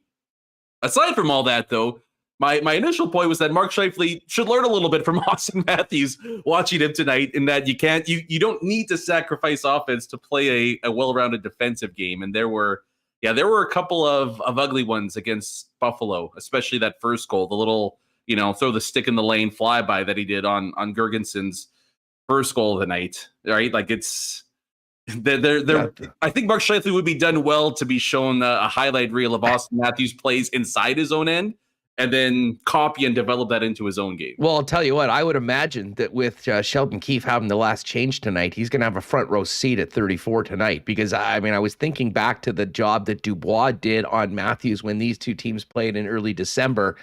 And I would have a feeling that Sheldon Keefe will do whatever he can to keep Austin Matthews as far away from Pierre-Luc Dubois as possible, as much as he can tonight. Yeah, I mean, the ice time splits on Winnipeg's side are going to be pretty interesting because, I would think you would try to avoid the Scheifele versus Matthews matchup, right? But, if you're putting Mark Scheifele out there for 20 minutes a game, you're right. Sheldon Keefe is going to be more than happy to throw, Matthews, Marner, Nylander, but whoever is with them, he's going to get the majority of that matchup, and you'd feel pretty good from the Toronto side of things. And that's why as well that a lot of people, and I think yourself included when you do the quotation marks, if Pierre-Luc Dubois is the guy you want to throw out there against somebody like Austin Matthews, and you feel good about breaking even, maybe winning that matchup, that's your number one center. Like there shouldn't be much of a debate about it, but I'll be intrigued to see both what the matchups are and then ultimately what the ice time is going to be in this game, to see if that's reflected at all, if we see Dubois or Scheifele lead the team as far as forwards go. Well, and to me, a big question is also, where is Nikolai Ehlers? Because if he's playing with Adam Lowry and Mason Appleton tonight, I would not be surprised to see, maybe as even a distribution among ice time between the top 3 lines as we've seen in a while. And I think, certainly we'll probably see him lean a little bit more on Dubois' line. But, considering the opportunities if you're looking to maybe get away from that 55-on-34 matchup, I think the guy that Dave Lowry will look to match up maybe won't be Dubois, because he'll often be coming on, like they'll come in after. It'll be Lowry's line going up there. And listen, I've got some time for Nikolai Ehlers playing with those guys. To me, it goes back to your original point. Hey, you can play him and he can make a difference with those lines, but you need to be getting him out there more than 13, 14 minutes a night, which often is sort of that number that we see that third line playing. Yeah, that's the rub there. And in theory, it works, but it doesn't work if they're getting a dozen minutes of ice time a night. And on top of it, too, I think Mason Appleton's been fantastic since he came back to Winnipeg. The game against Buffalo was maybe his best performance. I don't even know if it was, but he's been damn good, right? Like I'm not a big fan of the Sanford top 6 experiment. I mean, for me, when I watch him play, that looks like a good fourth liner for me, not somebody that should be playing beside Dubois and Wheeler. But if you wanted to if you wanted to keep Ehlers on the third line and have him carry his own line, but you wanted a bit of, sandpaper and grit, and, this team apparently is not the biggest fan of Getty Svechnikov, why not give Mason Appleton a bit of a run up there, right? I mean, he's brought a ton of energy, and he's got a decent, when he's in Winnipeg, he's got a decent scoring touch. In Seattle, but in Winnipeg, he puts the puck at the back of the net. I've loved his game, and that's going to go down. We'll see what his next contract is, but that's going to be one of the sneakier best acquisitions that I think we've seen Chevy make. I couldn't agree more. And again, I'm an unabashed fan of Appleton. I was sorry to see him go. I understood what the situation was at the expansion draft, but I mean, to get him back as an RFA, making less than $1 million for a 4th round draft pick and have the opportunity to extend him for another few years at a raise, but I'm not sure it'll be a massive raise. I think this is a trade we could be talking about, for a couple years as being very impactful for the Winnipeg Jets, especially if he continues to play with Adam Lowry and contribute and play significant minutes in, in that top 9. Brandon, back to the blue line for a minute. Listen, I've said this before. I wasn't surprised that Ville Heinola came out of the lineup after the game he had on Valentine's Day against Chicago. I didn't think it would be this long before he came back into the lineup, but man, he's looked good in these 3 games that he's played so far. I mean, a little bit of a point scoring streak, and I guess he's been back for 2. Another real strong game, but it was a little different last night playing with Neil Pionk, and there he was playing in the final 90 seconds, 60 seconds of a tied hockey game. Definitely making the most of this opportunity, especially last night playing up in the lineup in that second pairing. Yeah. No, I was pretty nervous for him in his first game back, just because the team put him in a brutal spot, right? Like, okay, ride the pine, just sit in the press box for a couple of weeks, a month, whatever it is. And oh, by the way, we need you to come in immediately and make an impact for us. And it's tough for offensively minded players to do that, right? Because like inherently, you don't want to make the big mistake that sends you back to the press box for a month, but you have to play your game, right? You have to do what makes you super successful. So I was kind of worried that he was going to have a stinker since he came back, but I think he's looked great. And, at full health, he's one of the Jets' 6 best defensemen. I don't really think there's much debate to be had there anymore. And if everybody's healthy, to me, Logan Stanley is the guy that comes out. And this pairing with Heinola and Pionk, I don't anticipate Dave Lowry sticking with this. But, I think you could make the case that Neil Pionk's best games this season have been with Ville Heinola beside him. I think Pionk's battling something injury-wise too. But, we haven't seen Pionk Dillon as a pairing solidify themselves as a good, number 2 pairing on this team. They've just been, mostly down, but up and down all season long. Maybe just having 2 smart puck-moving defensemen that can read off each other well, feed off each other well. Maybe that's the elixir that Neil Pionk needs right now. And I would not hesitate to roll with that the rest of the way through here. If I'm Dave Lowry, I just, we kind of know how this team handles guys like Ville Heinola, right? He's probably going to be situated on the third pair with a guy like Nate Schmidt, more than likely. And I mean, he'll be good on there as well. I just think, you know what? You can kind of get a twofer here if you're the Jets, right? Like, you don't have to sacrifice a playoff chase just to play some of the youth here. I think the Jets' best defense core right now is probably Morrissey, DeMello, Pionk, and Heinola. Then you could have a third pair, if you want to call it that, of Schmidt and Brendan Dillon out there. So that's the way I would go. I don't expect it to happen that way, but either way, at the very least, really, really good to see Heinola start to, I think, more importantly, just feel comfortable and confident at the NHL level. Hey, of course, we're focusing on tonight's game, but I did want to ask you about Saturday. LA Kings coming to town. They've been, for my money, one of the more surprising teams of the year.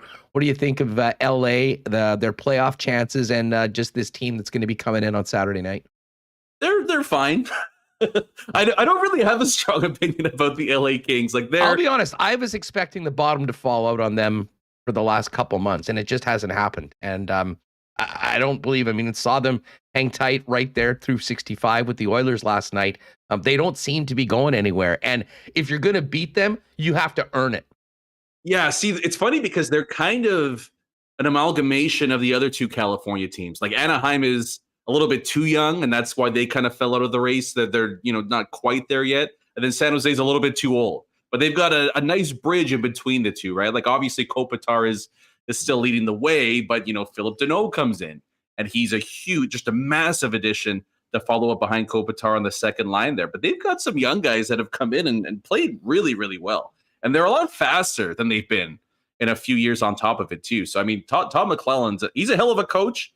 Again, when he's on Edmonton, he's a hell of a coach, and you give him a good group of players, he's going to get the job done. And then Jonathan Quick's turned the clock around. You know, a lot of people thought he might retire, and he's been above average as far as NHL goalies go this season. So it's going to be a tough out. You're right. Like they're not going to give away the game to the Jets. So they're going to have to come in and work it. And that kind of recipe scares me a little bit on the Winnipeg Jets side of things. But hey, if you take care of business against Toronto tonight, a little less importance on the game against LA on Saturday, right? You'd still like the win, but if you could split these upcoming 4 points here, that's not the worst scenario in the world for the Jets. Yeah, that being said, if you still are holding out any realistic hope of getting to the playoffs, I mean, they have to go on a big run, and splits probably not going to get the job done. Brandon's with us. I know there'll be much more on Skates and Plates tomorrow heading into the weekend. Hey, before we go, did you watch any of the soccer game after the Jets and Buffalo last night? Soccer game, of course. Yeah, we didn't get pod 3. So I was into the simulations last night. Is that for sure? Is that for sure with that loss that we're into the fourth pod? Yeah, I think Canada needed the win, and then maybe like one or two other things. But with the loss, stuck in pot 4. So it just it's a bit of a more challenging journey, but that just means more upsets along the way. It's all good. It's all gravy. I mean, tomorrow's going to be fun, dude. I'm so fired up to find out how this is going to shake out. If we could see Qatar, yes, Canada, we're gonna be just fine. It's if you see Germany, Brazil, Argentina, and then something like that, right? Just as long as they're not in the group of death, I think that's like I'm okay with that. Just don't be the 4th best team in the group of death, and at least you have a fighting chance of getting through. Well, you know what I mean. I think we all have, modest expectations for what this team should do. But what they could do, I think, is pretty exciting. And I'll say this, and again, I mean, I am far from any sort of a soccer expert, although I enjoy learning more and more about it as I watch all these games. The one thing that I find talking to people that really do know what's up, that follow what's happening in and around the world, is that people are paying attention to this Canadian team. And to be honest, the squads that are in the 1 and 2 and 3 spot, the last thing they're going to want to see coming out of the 4th pod is the Canadians. I mean, that could be something that makes the so-called group of death, because I think they have the momentum that they're probably better than most of those teams in, and they will be a tough out regardless of who they have to play. That's the best part, is that Canada is the team nobody wants to face. Like how cool is that? And even like I was doing a simulation, and one of them, I forget, but it was Argentina in there with Canada. And I was like, yeah, we could beat Argentina. When the hell has that ever been a sentence anybody's ever uttered before, right? But it's like, maybe John Herdman could whip up a game plan and they could slow down Messi and company, right? So I'm just excited. The crappiest part is that it's not till November, so you wonder if some of the momentum and all the positive vibes and that wears off a little bit once you get closer to winter. But I mean, just the fact that we're talking again, not can we score a goal, can we get a win? It's could we maybe win a knockout round game like that? Just it's just crazy to me that we've gone this far in Canadian men's soccer in such a short amount of time. Malpre says Brazil, Germany, Japan, Canada is a possibility. That sounds more group of deathy than many of the other possibilities. But I'll tell you what, we're gonna have many months to get ready for it. But honestly, I think sort of from a soccer standpoint in Canadian soccer, I mean, the ability to build on this, to pipe it up, to have friendlies, to prepare, to have the eyes of the country on this team is going to be great. And I have no doubt, Brandon, that when we get to November, a time that's normally dominated by the National Hockey League season going on, the NFL season, the CFL playoffs, the World Cup and Team Canada is going to be above all of those things. And frankly, is going to suck up a lot of the oxygen on sports shows like this and just general sports conversations around the country. I have no doubt about that. Yeah. I'm gonna have to retitle the show, figure out something soccer related that rhymes with plates, because it'll be a purely footy related show from November on. But well, yeah, we're WST, Winnipeg Soccer Talk. yeah, exactly. That's it now. It's an easy rebrand, but I mean, I'm basically just, hey, get out the heat lamps. Tell me where to meet up somewhere downtown, whatever it is. I'm there. Do we know what time are the games going to be at? Like, is it all? They're all, I guess, be in the morning, right? Because I believe check out Qatar local time. I think Qatar is like 7 hours ahead of us or something like that. Yeah, 8 hours. 8 hours. 8 hours. So like night games would be like, say 8 o'clock would be the last one. So noon. So we're going to talk about sort of 6 a.m., 9 a.m., noon games. Tell you what. That's so awesome. I'm fired up. Well, I'll be looking forward to your thoughts on the World Cup draw tomorrow. And of course, big game tonight for the Jets going up against the Toronto Maple Leafs and then back home for the Kings on Saturday. Beauty. Thanks again for having me on, man. We'll talk soon, okay? New skates and plates tomorrow for peeps? That's right. Tomorrow, podcast. I think you get the deal. Yeah, we all know. You know where to get it, folks. That's Skates and Plates. Brandon, thanks for doing this, man. Talk to you next week. Yep, Beauty. Have a good one, man. Right on. There, good old pal Brandon Rewucki. And yes, I did see those hilarious comments about him being the conscience of the big show and refereeing all those legendary fights between Westy and Toth in the morning show. But listen, I'm really excited about this next segment. We are going to be talking to Johnny Kovacevic of the Manitoba Moose. Just before we do that, a big cheers to our friends over at Little Brown Jug Brewing, Winnipeg's favorite local beer. You can pick up the 1919 at fine bars and restaurants throughout the city. Grab it at your local beer store, along with all the other great Little Brown Jug offerings. Or better yet, pop down and see them at the Brewery and Tap House on William Avenue. And if you're not able to make it down there, Little Brown Jug delivers Wednesdays, Fridays, and Saturdays. Go online to littlebrownjug.ca, get your order, and they'll deliver it to you. Our friends at Princess Auto are ready for Bomber and Goldeye season. Of course, we've had a great year working with Princess Auto on our curling reports, as they've been such a big sponsor of the sport, as well as Team Mike McEwen and Team Jennifer Jones.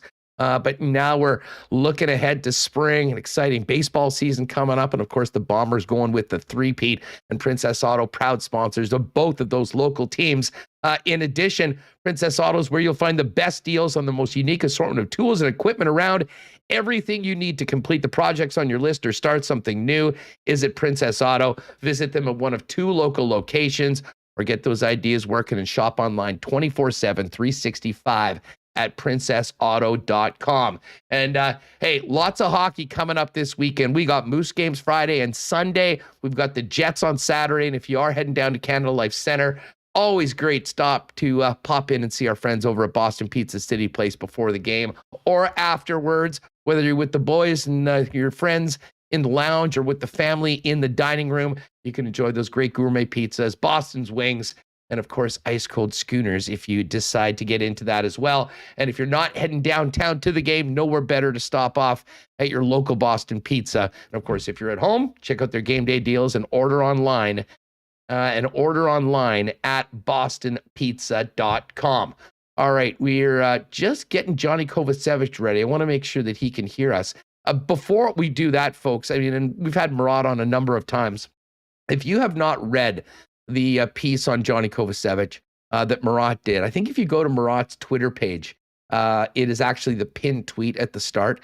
Murat does a number of great analytical pieces, but man, this piece on Johnny's background, his family coming to Canada, was one of the great player profiles we've seen, and we're looking forward to seeing him right away. Johnny, can you hear me? Oh, right on. Okay, well, we can hear you, and you sound pretty good. Hopefully this will work. We won't have to reconnect. But welcome to the program. What's going on? It's great to have you on Winnipeg Sports Talk. Sorry, I could not hear any of that. This is a challenge. You know, I'll tell you what. Why don't you try to get out and then come back in, and we'll give it another shot. Either that, Reem, or maybe you want to text Finker if we need to, and we can try to maybe try to get Dan, get him on the horn if possible. Moose did lose last night to Laval 4-2, and I was kind of joking about the Winnipeg Sports Talk bump because Morgan Barron popped in, and now he's all the way on an emergency recall up to Toronto. But man, had a great time at the game on Tuesday night. Big win for the Moose, and they're back at it on Friday and on Sunday afternoon. And that Sunday afternoon game just about sold out. The annual Follow Your Dreams game should be a great, great atmosphere. Johnny, you hearing me any better right now?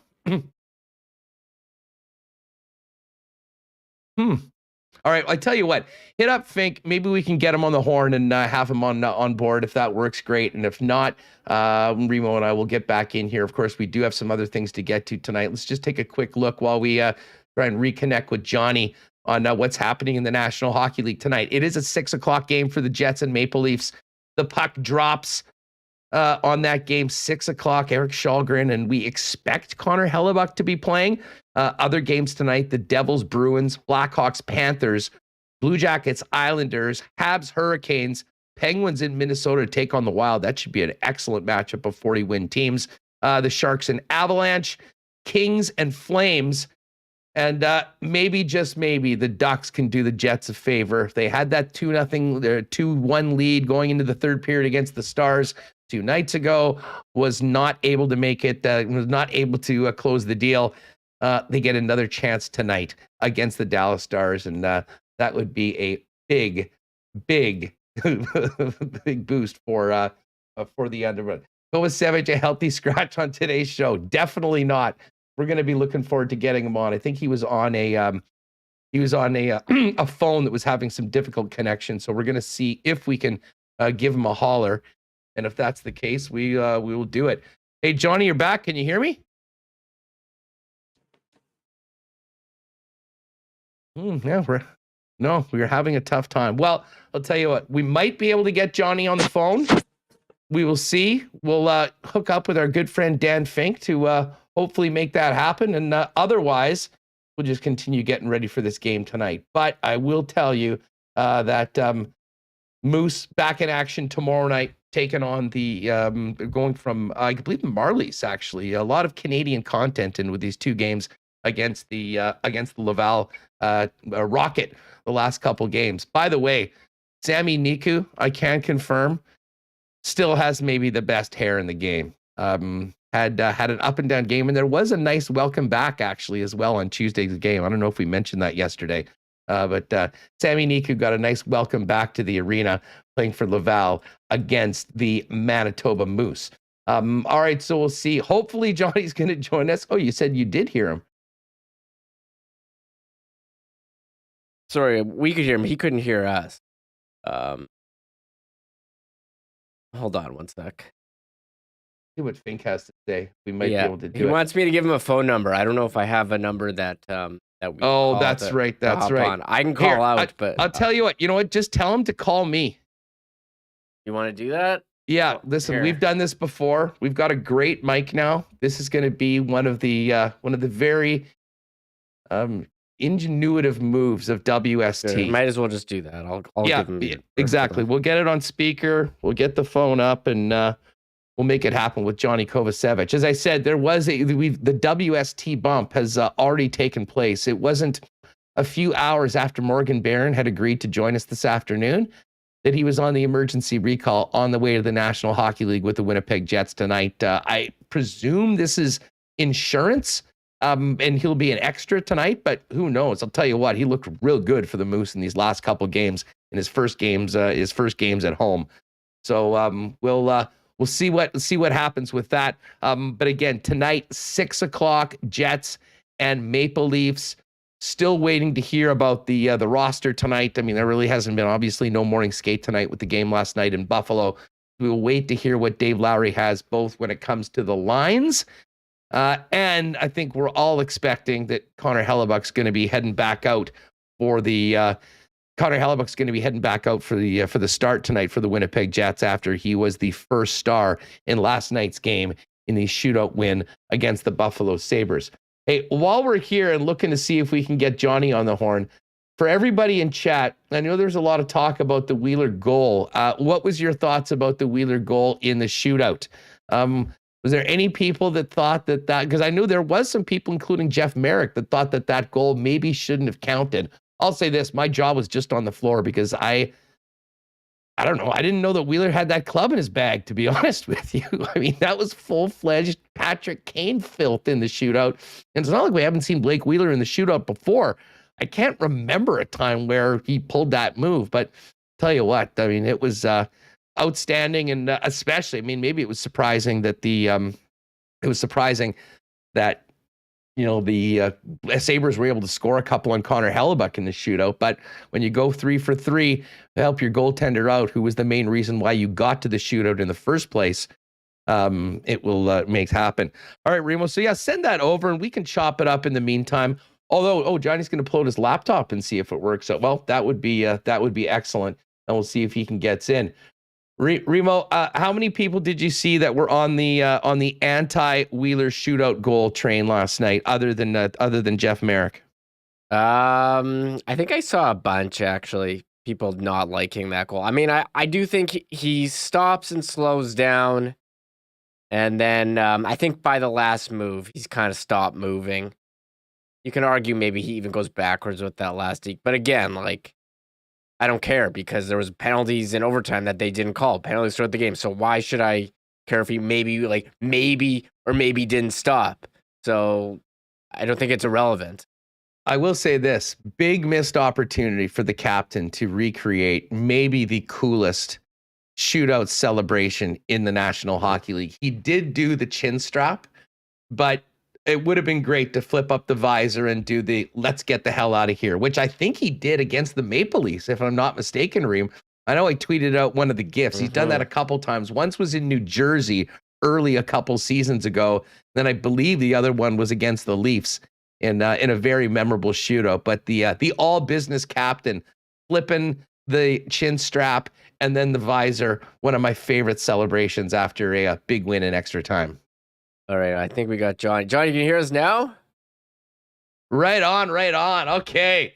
You know what? Worth the wait, folks, because we've been looking forward to getting Johnny Kovacevic on the program for a little while. Manitoba Moose defenseman who did make his National Hockey League debut earlier this season joins us now in the midst of a very busy week for the Manitoba Moose at home. Johnny, welcome to Winnipeg Sports Talk. It's great to get you on the program. What's up? Thanks for having me on, Hustler. I appreciate it. Well, it's good. You know, and listen, tough loss last night, big win on Tuesday. I mean, how are you and the boys feeling right now? I mean, you've really earned yourself a pretty enviable spot, getting ready for the playoffs right now, and just looking to finish the job, heading down the end of this regular season and get ready for when it really counts, the playoffs. Yeah, I mean, we feel pretty good. We're confident with our team. We've had a pretty solid year so far.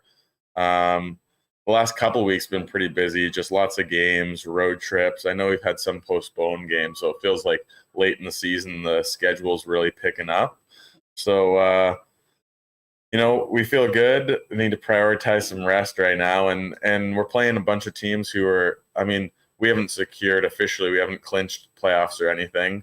But we're playing a lot of teams who are kind of fighting to get in the playoffs, and we're kind of already in the playoff picture there. So, it's kind of that weird spot where we're in their home stretch, but we still have maybe 10 to 15 games or so left where we got to start gearing up for hopefully a good playoff run. Well, listen, I mean, it's been an awesome season so far. And the thing that's interesting about your team, Johnny, is that, I mean, you guys have not been a club that is, blowing teams out goal-wise. I mean, some pretty pedestrian offensive numbers overall for the team, but it's so well spread out and distributed. I mean, this isn't a team that's relying on one or two guys to get the job each and done every night. It really does seem, from my perspective, like the definition of team with different guys stepping up night after night. Absolutely. You kind of hit the nail on the head there. We're definitely a team, and you can feel that around the locker room. I mean, I'm obviously a part of it, so I can feel it. But, we're definitely playing for each other. We're a big team, and, I mean, a lot of times we'll just kind of find ways to win. It's maybe not always the prettiest, and we'll just say, like, oh, that's another Moose win. Like, the Moose wouldn't have it any other way. So we like having a bit of a gritty game and not necessarily blowing teams out, but being comfortable in those tight games and just sticking to our game and finding ways to win. So that's what we've been doing this year.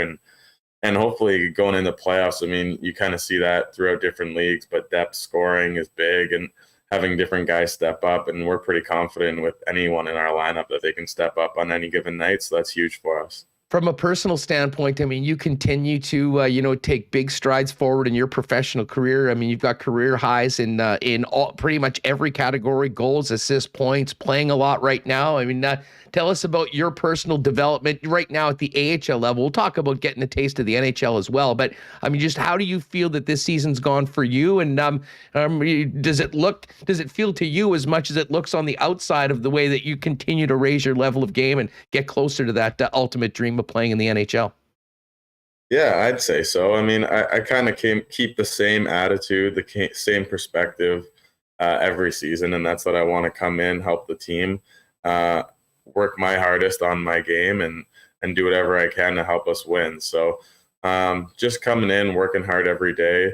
I definitely feel like every year my game's kind of taken the next step, and that's a credit not only to my work, but also to Eric Dubois, our D coach, and all our other coaches and the other D-men that I get to come in and work with every day. Because we have a really strong D core, and I get to learn from the other guys. So it's credit not just to myself, but I feel like the season's been good. There's been ups and downs, just like any season, especially this year is definitely longer than last season with that shortened COVID year. So there's more, I guess, room for error. Things go up and down, but overall, when I take a step back and look at it, it's been a pretty good year so far, and I'm hoping for a good finish to the year as well. So tell us about getting the call up to the National Hockey League for the first time. How did you find out, and what was it like going out there for the lap and playing game one of your National Hockey League career earlier this season? I found out the morning of. I was in the gym, and Dave Lowry had to talk to me. He told me I'd be in the lineup that night against Vancouver. So it was a really special moment. I obviously called my parents right away, and it was awesome. They were able to make it in. So my mom, my dad, and my brother were able to come in. My sister, she lives in New Zealand, so she wasn't able to make it. But I had a lot of support, a lot of nerves going into that game, obviously. And just almost during the game, you're not thinking about like, oh, I've been working my whole life for this. Like there's a lot of like nerves. There's a lot of preparation that goes into it. So you're kind of just trying to stay in the moment. But afterwards, there's definitely a time for reflection where you can sit back and think about how far you've came. And it was an amazing moment for me. And I'm happy that I got to play 4 games, because I feel like every game I got a little more comfortable. And obviously it's still, when I'm up there, it's a new team. I'm not used to everyone. So being up there a little longer helped me kind of just feel a little more comfortable up there, and it was a good taste for what the NHL is. Well, and it was sort of funny the way things happened for you and your teammates. I mean, yourself, Declan Chisholm, Dylan Sandberg, Ville Heinola. I mean, we've talked a lot about how crowded it is and some of the veteran defensemen the Jets have on their club. Well, it seemed like half the team was out at that point, and so many of you guys making the step from the Moose to the National Hockey League pretty much at the same time. During that point, and even when you guys were back with the Moose, it must have been sort of fun for so many of you to be getting a crack in the league together at the same time. Oh, that part was awesome. Yeah, I love just being around the rink too. Like I said, it's a new team, so being around the rink and having those familiar faces from the Moose, that really goes a long way, because obviously when you're on the ice, there's some games I'm on the ice, I'm only playing, let's say 10 minutes, 15 minutes, whatever it may be, but you're at the rink for 4 or 5 hours of the day. So it's like having friends and stuff off the ice definitely helps you relax, helps you stay in the moment, helps your game so much. So yeah, having all those guys up together was definitely a lot of fun. And that's it seems to me that's kind of the way things work almost. There's so many guys there. You feel like, oh, there's a log jam. There's too many guys, and you have too many numbers one week, and then next week, all of a sudden, half the team's out. That's happened with the Moose in my 3 years several times. So I feel like you just got to stay ready at all times. And when you get that opportunity, try and make the most of it. Heading out to Moose games this year, I mean, it does seem like your team really does enjoy being with each other, have fun. I mean, and you yourself and a number of your teammates taking part in some real fun promos and some videos on the thing. I mean, it seems like there's just a good vibe around this team with a lot of, excitement, both about the season as well as what's to come in many of your respective careers. Absolutely. I think I've never really had a team in pro that's this close. I mean, we spend so much time together and we just genuinely want the best for each other. I mean, a lot of times the AHL can be a competition between teammates, and it's good if there's a healthy competition because you obviously want to be the next call up and whatnot. But I truly feel like we have a team environment here, and I want the best for everyone on our team, and I want the Moose to win. I want us to be successful, and I genuinely care about all my teammates as people, and I know they do the same for me. So that goes a long way. And I think that's the reason why we're having a good year, because like you said, we don't have necessarily someone who's top of the league in scoring or even close to that, really. It's just we're all taking care of each other, and one night after the next, someone finds a way to step up, and it's been good for us. Nice addition to the club at the deadline with Morgan Barron coming in. Your buddy Jeff Malot's old BFF from Cornell come in. How's he fit into the club before getting the emergency recall earlier today? Oh, he's been great. He seems like, he's going to fit in very nicely both on the ice and off the ice. So, I know he's one of Jeff's good buddies, and he seems like a really nice guy, a hard worker, and someone that brings a little bit of everything to the lineup. He's a big body, but he's got skill. He can kind of play any style of game, and I think that's going to be huge for us going down the stretch. Hey, speaking of Jeff Malott, we had him on a couple of weeks ago after his infamous walk-off shootout winner. Where were you when that happened, and what was the reaction of the boys on the team when he scored and immediately left the playing surface? I was on the bench, and I actually followed him off the ice. I thought everyone was going to follow him. I thought we were all just caught in for that, but most guys went to Arvid because our goalie, who played an awesome game. But no, it was a lot of fun. I mean, I guess that's just like an example of us having a lot of fun at the rink. And I didn't think it would blow up as much as it did, but it blew up. And he's a bit of an idiot, but in a fun way. So I love Jeff, and it was an awesome celebration. A great character. How's Mark Morrison been? I mean, new head coach, and obviously Pascal had been here before. I mean, what's he been like, and how's he helped you personally so far this season? He's been a great coach. He just has a really good feel for the team and a really good feel for the game. So he kind of lets us kind of.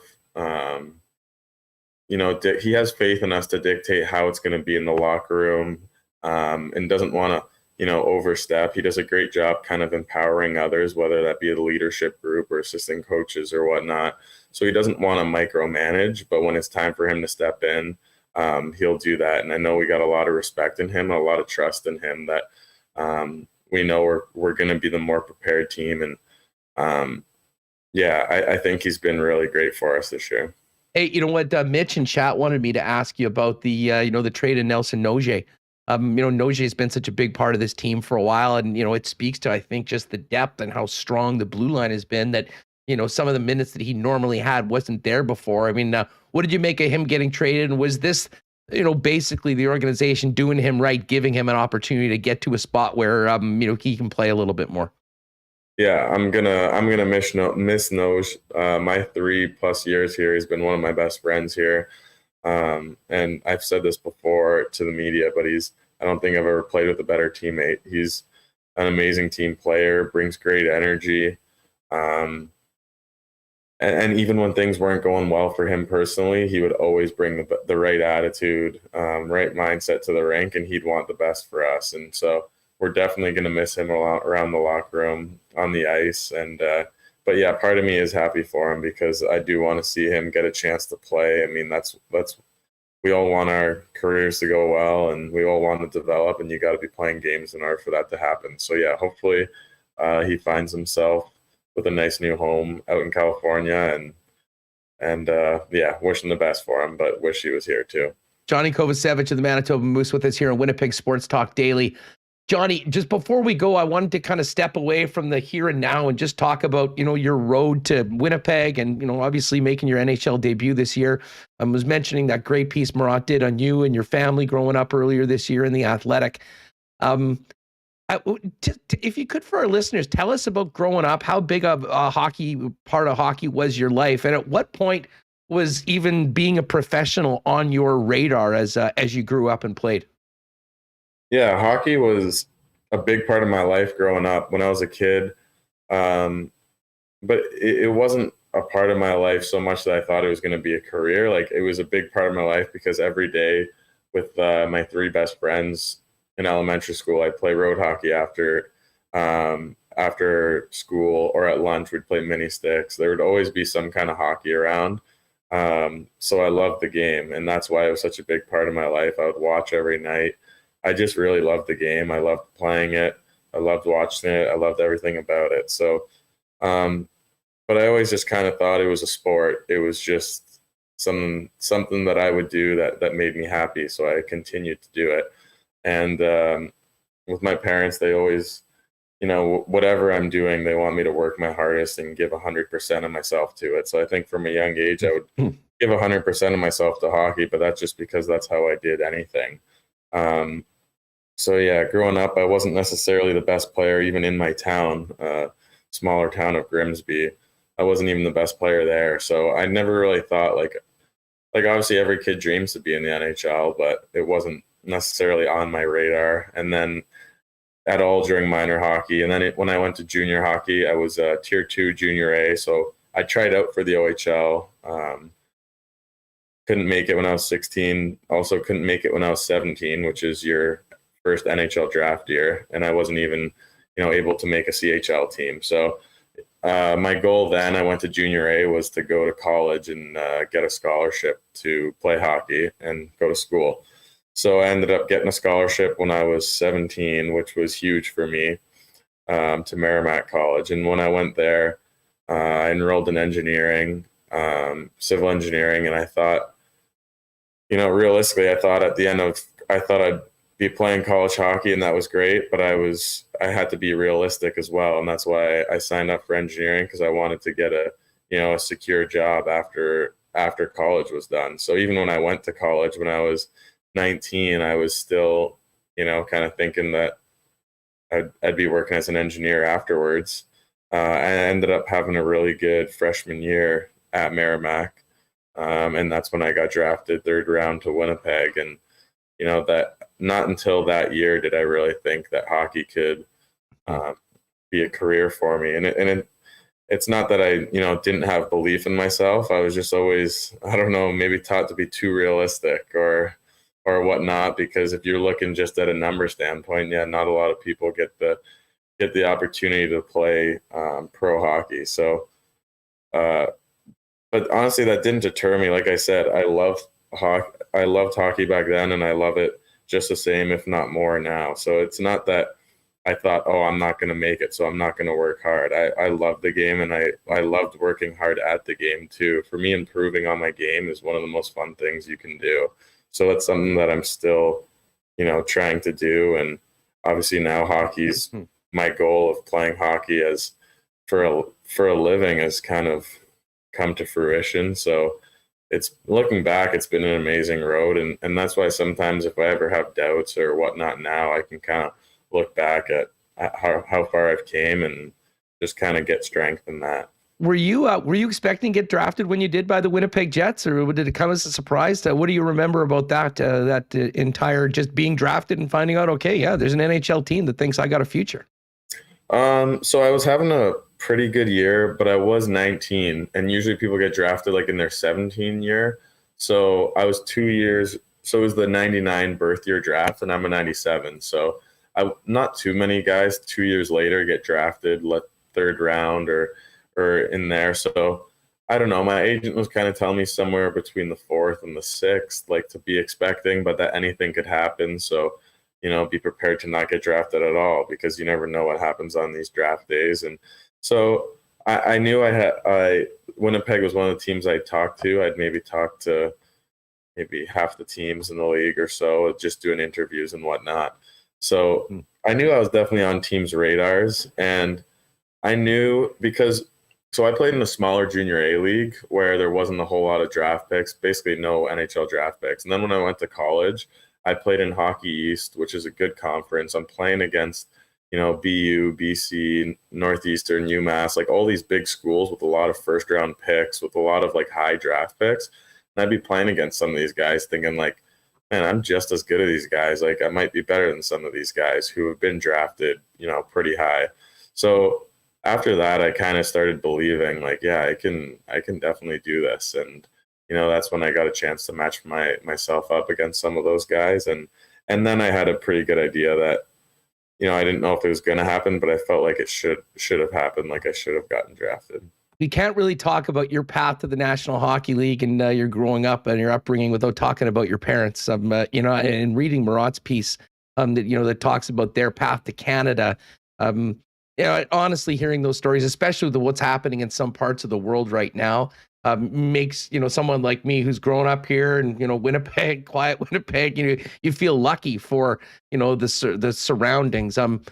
Tell our listeners a little bit, if you could, about your parents' path to Canada, what they went through to give you and your siblings the life that you had here in the country, and how that I'm sure that's a big part of you and who you are and what's made you the young man that you are today. Yeah, absolutely. So both my parents immigrated to Canada, but at different times. My mom came when she was younger, so she was about 8 years old, and she came from a village in Bosnia.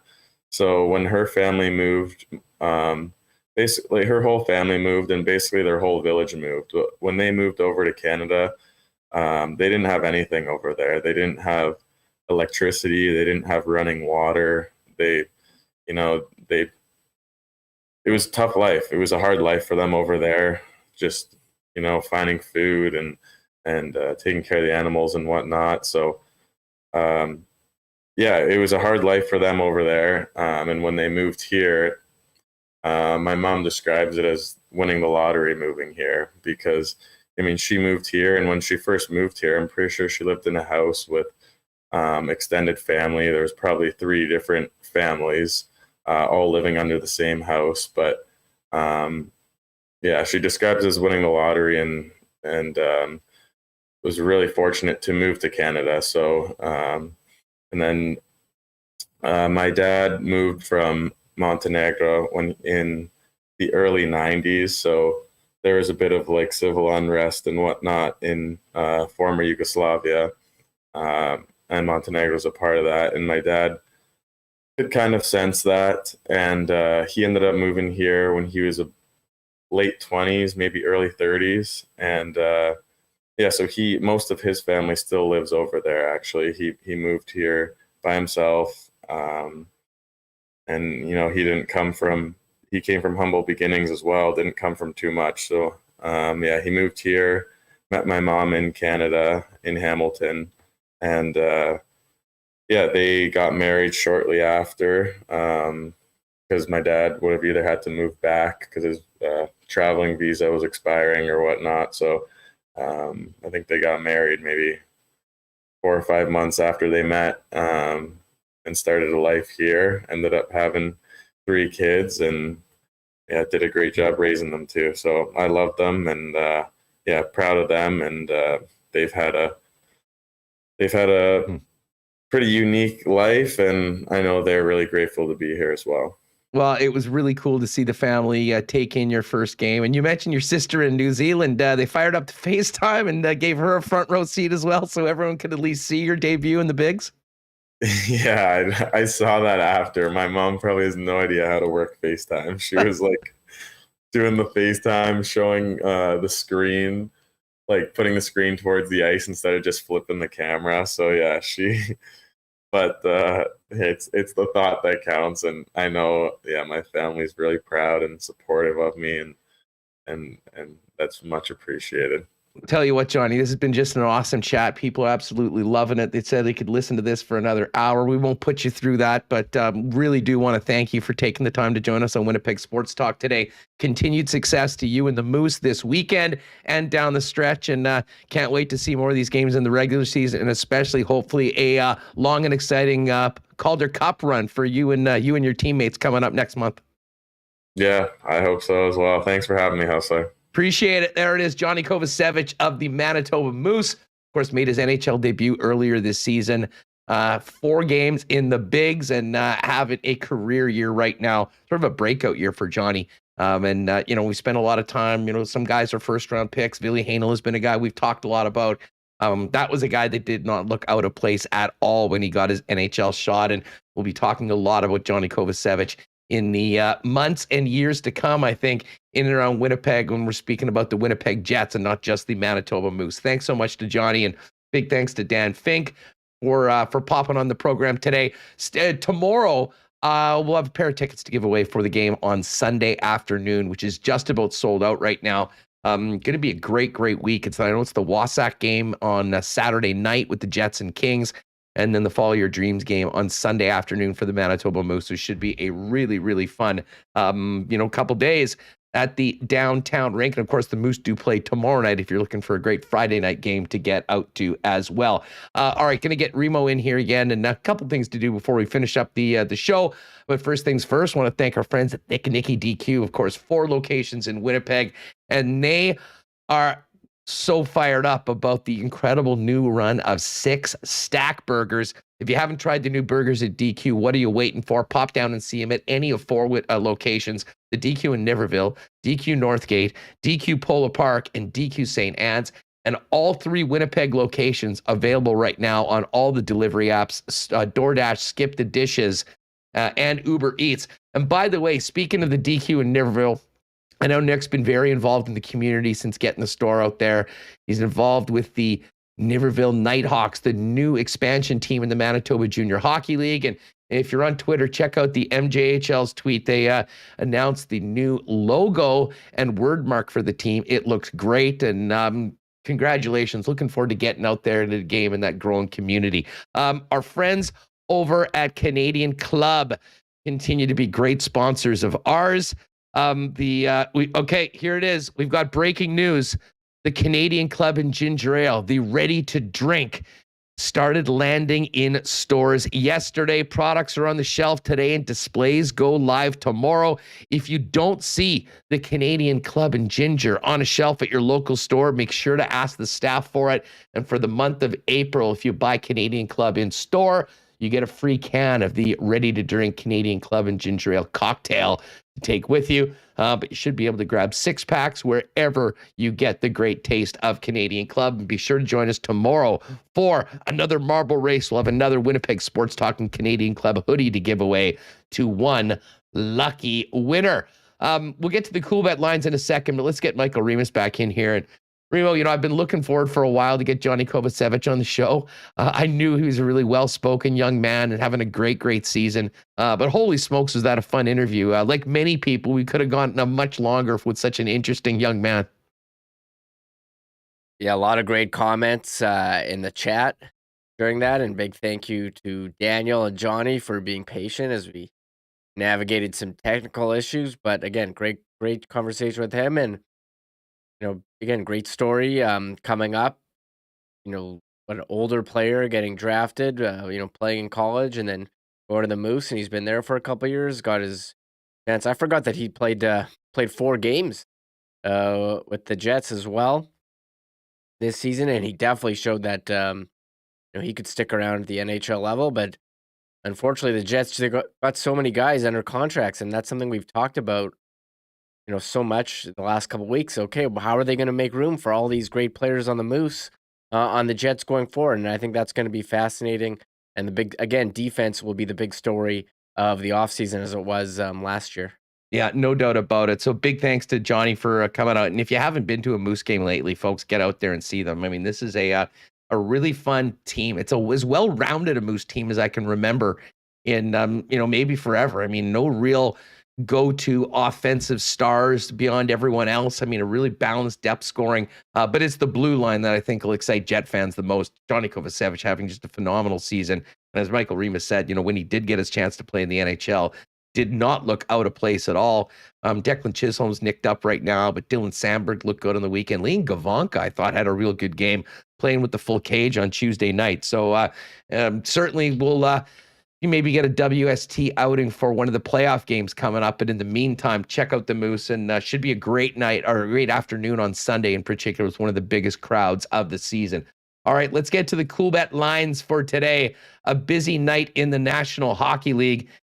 And the Winnipeg Jets, no surprise, are a pretty big underdog. If you're smelling a win on back-to-back nights, you are going to get plus 200 on your money. The Leafs a big home favorite at minus 244. Other games in the league, the Bruins minus 238. Home favorites against the New Jersey Devils. Carolina, a massive minus 400 favorite against the Montreal Canadiens. Panthers, wow, huge favorites today. Minus 357 against the Blackhawks. Both those games, if you want to get on the puck line, are 2.5 goal spreads. Don't see that very often. Islanders minus 200 against the Blue Jackets. The Minnesota Wild and Pittsburgh Penguins, that might be the best matchup tonight, maybe outside of this Jets-Leafs game, which I know we're all looking forward to. Wild minus 123. Pittsburgh, maybe some good value on the road at plus 105. Kings and Flames go at it later on tonight. Kings on the second end of back-to-back. Calgary, a heavy minus 303 favorite. Avalanche minus 370 against the Sharks. And the Ducks, who will all be pulling for tonight, plus 140 at home, taking on the Dallas Stars. And we still do have some season bets up that'll be up until the games start tonight. Avalanche still the favorite to be the league champ, the Stanley Cup champs, but it's the Florida Panthers on the other side that's the favorite in the East, which is interesting, plus 575. And look at that, Remis. From 25-1 to now plus 750. The Calgary Flames are the third lowest odds number on the board right now as we get closer to the playoffs, ahead of teams like the Lightning, the Leafs, and the Carolina Hurricanes. Yeah, I don't know how to feel about that. I saw a quote that Daryl Sutter was calling them underdogs, even though they're first in their division there. So it's going to be. I don't know, it's going to be interesting to see how that works out there. But I like Calgary. I'm a big fan of their roster and what they've done. So we'll look for that going forward. I'll tell you what, the one thing, and I actually did just make a wager live while we were on the air. I wanted to see what had happened to the Norris odds. And it's wild, man. This is not caught up. Cale Makar is still the heavy favorite at minus 333 to win the award. Yeah. With what Roman Yossi's done, and I mean, we kind of talked about him at 10-1, maybe as a good long shot. He's anything but a long shot right now. I would think that, frankly, he might be the favorite to win right now. For all the reasons we've talked about Yossi for the last couple of days, just on an absolute tear. What he's done for the Nashville Predators has been, listen, I think he's going to get legitimate Hart Trophy conversation. So I think he wins the Norris. It makes no sense to me that he's 3-1 right now, and you're laying such a big number to get on Cale Makar at this point. Yeah, I would agree. I mean, just from a value perspective, Roman Josi probably even with Makar, and to be plus 300. Yeah, that's definitely a bet worth making. Just because you're getting value. No doubt about it. All right. Oh, there's some World Cup draw specials for tomorrow. Well, there's Gregory just DM me. There's a World Cup draw simulator that's going around. So you can run that and you can see what, the draft simulator, they have a draw simulator. Okay, you know what? Can you get it up? Can we finish the show by doing one? Because it's going to happen tomorrow. By the time we're on the air tomorrow, we'll know what the draw is. Can we do a very quick simulation while we finish this up? Sure. You can get that up, and I will tell you right now if you want to go to, and I guess this is just betting on the draws. So it's 6-1 on all of the 7 teams to be the last team picked from pot 1 or the first team picked from pot 1. It's essentially like betting on a bingo card. We've got, and you can bet on what group each team is going to be in. I'm just looking to see if there's anything with Canada in there. Doesn't really seem like it. Bottom line is tomorrow, by the time we're on the show, and Ziff's going to come on with us in the second hour of tomorrow's program to break down the way the groups look. And it won't be long before we're on Coolbet and we're staring at odds for Canada to win the World Cup, to advance to the elimination stage, to get out of the group, all those fun things. Again, if you haven't bet at Coolbet before, they are the most transparent sports book online. Use the promo code WST for a 100% bonus on your first deposit up to $200. Just make sure you use the promo code WST. And I don't know. I don't want to be involved in mushing the Winnipeg Jets tonight, but I don't think that 2 plus 200 is too bad a number for the Jets tonight. Certainly, I think Connor Hellebuck's going to be bringing his A game if last night is any indication of what he'll have this evening. One thing about tonight's NHL games, there's a lot of lopsided games, a lot of big favorites, and the Jets, when a player is close to a milestone against them, they usually achieve it. So I am strongly considering Austin Matthews in one of my DraftKings lineups tonight. We'll see if I minus 137 to score. Everyone else is like plus 148, plus 175, plus 185. Matthews minus 137. Yeah, so there you go. So they think it's going to happen. Before we go, we do have the draft simulator. I can hit simulate. Here we go. Yeah, simulate this World Cup group. Let's see what we get. World Cup group simulator. I click simulate. I guess it just loads. So they put out all the pots here. And so they put Canada in a group with, here we are, Korea, Uruguay, and Portugal. I don't mind that group. Portugal's still good? Yeah. Portugal, you can see pot 1 are the top 7 teams and Qatar. Right. So what you would love to do is be in Group A with Qatar. You can see it's Qatar, Denmark, Serbia, Ecuador. Sure.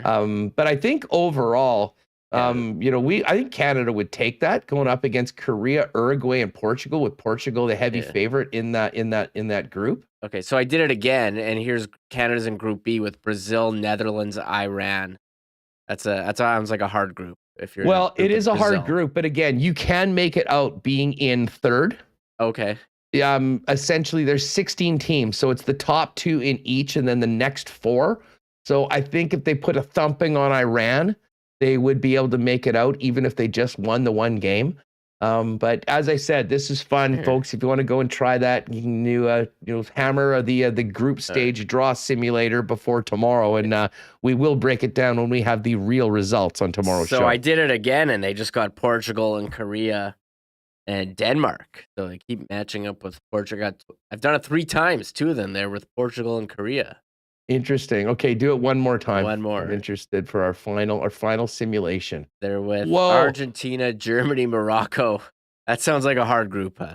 Yeah, it does. It does. I guess the key is, frankly, I think, is more out of pot 3. I mean, who are you kind of avoiding? It does look like, the Japanese have, I think, a pretty strong team. I'm not sure about Serbia. Poland actually won their way in. But I think you would want to be playing against maybe a Korea or a Tunisia in that group. Bottom line is it's the World Cup. It's the best countries in the world. Everyone's earned their way there, with the exception of the host nation. But if we're lucky, we'll be talking about Canada getting into a group with the host Qataris. Is that what they'd be called? I don't know what it is, but I'm seeing Senegal on pot 3, and I don't want Canada to be subjected to laser pointers being shot at them in games against Senegal. So I hope they're not in a group with them. Oh, good stuff. Hey, Remo, throw the link in the chat if you can. A bunch of people are wondering about that. You can do that. Folks, hey, a big thanks to all of you for hanging out with us. Really appreciated Johnny Kovacevic's time. That was awesome. And of course, Dave Poulin and Brandon Rewucki. If you joined us late, you can back up to the start of the show on YouTube or on the pod and check out those conversations before we drop the puck tonight. On tomorrow's show, Weeb's World will join us. We'll have the latest with Ken. And as we simulate this World Cup draw, Nick Ziff will be back on the show, and we will go through all 8 groups with a focus on Canada and their opportunity when they're back in the World Cup for the first time since 1986. I believe that goes from 11 to 1 tomorrow. So essentially, we'll finish up the World Cup draw, flip it on, talk Jets, talk Canada, and talk more to get you ready for a big, big weekend in sports right here in Winnipeg and around the country.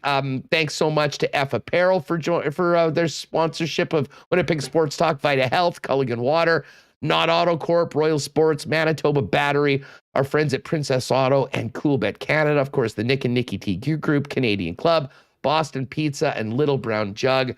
Very excited for tomorrow. It is April Fool's Day, but it won't be a joke on Winnipeg Sports Talk. Going to be great to have Breezy Ben back and a brand new sponsor we're really excited to have on board, which we'll tell you about tomorrow. But in the meantime, folks, Have a great night tonight. Enjoy Jets Leafs, and we will break it down tomorrow for you at 1 o'clock on a Friday show. And make sure you join us later on because the marbles will drop heading into the weekend.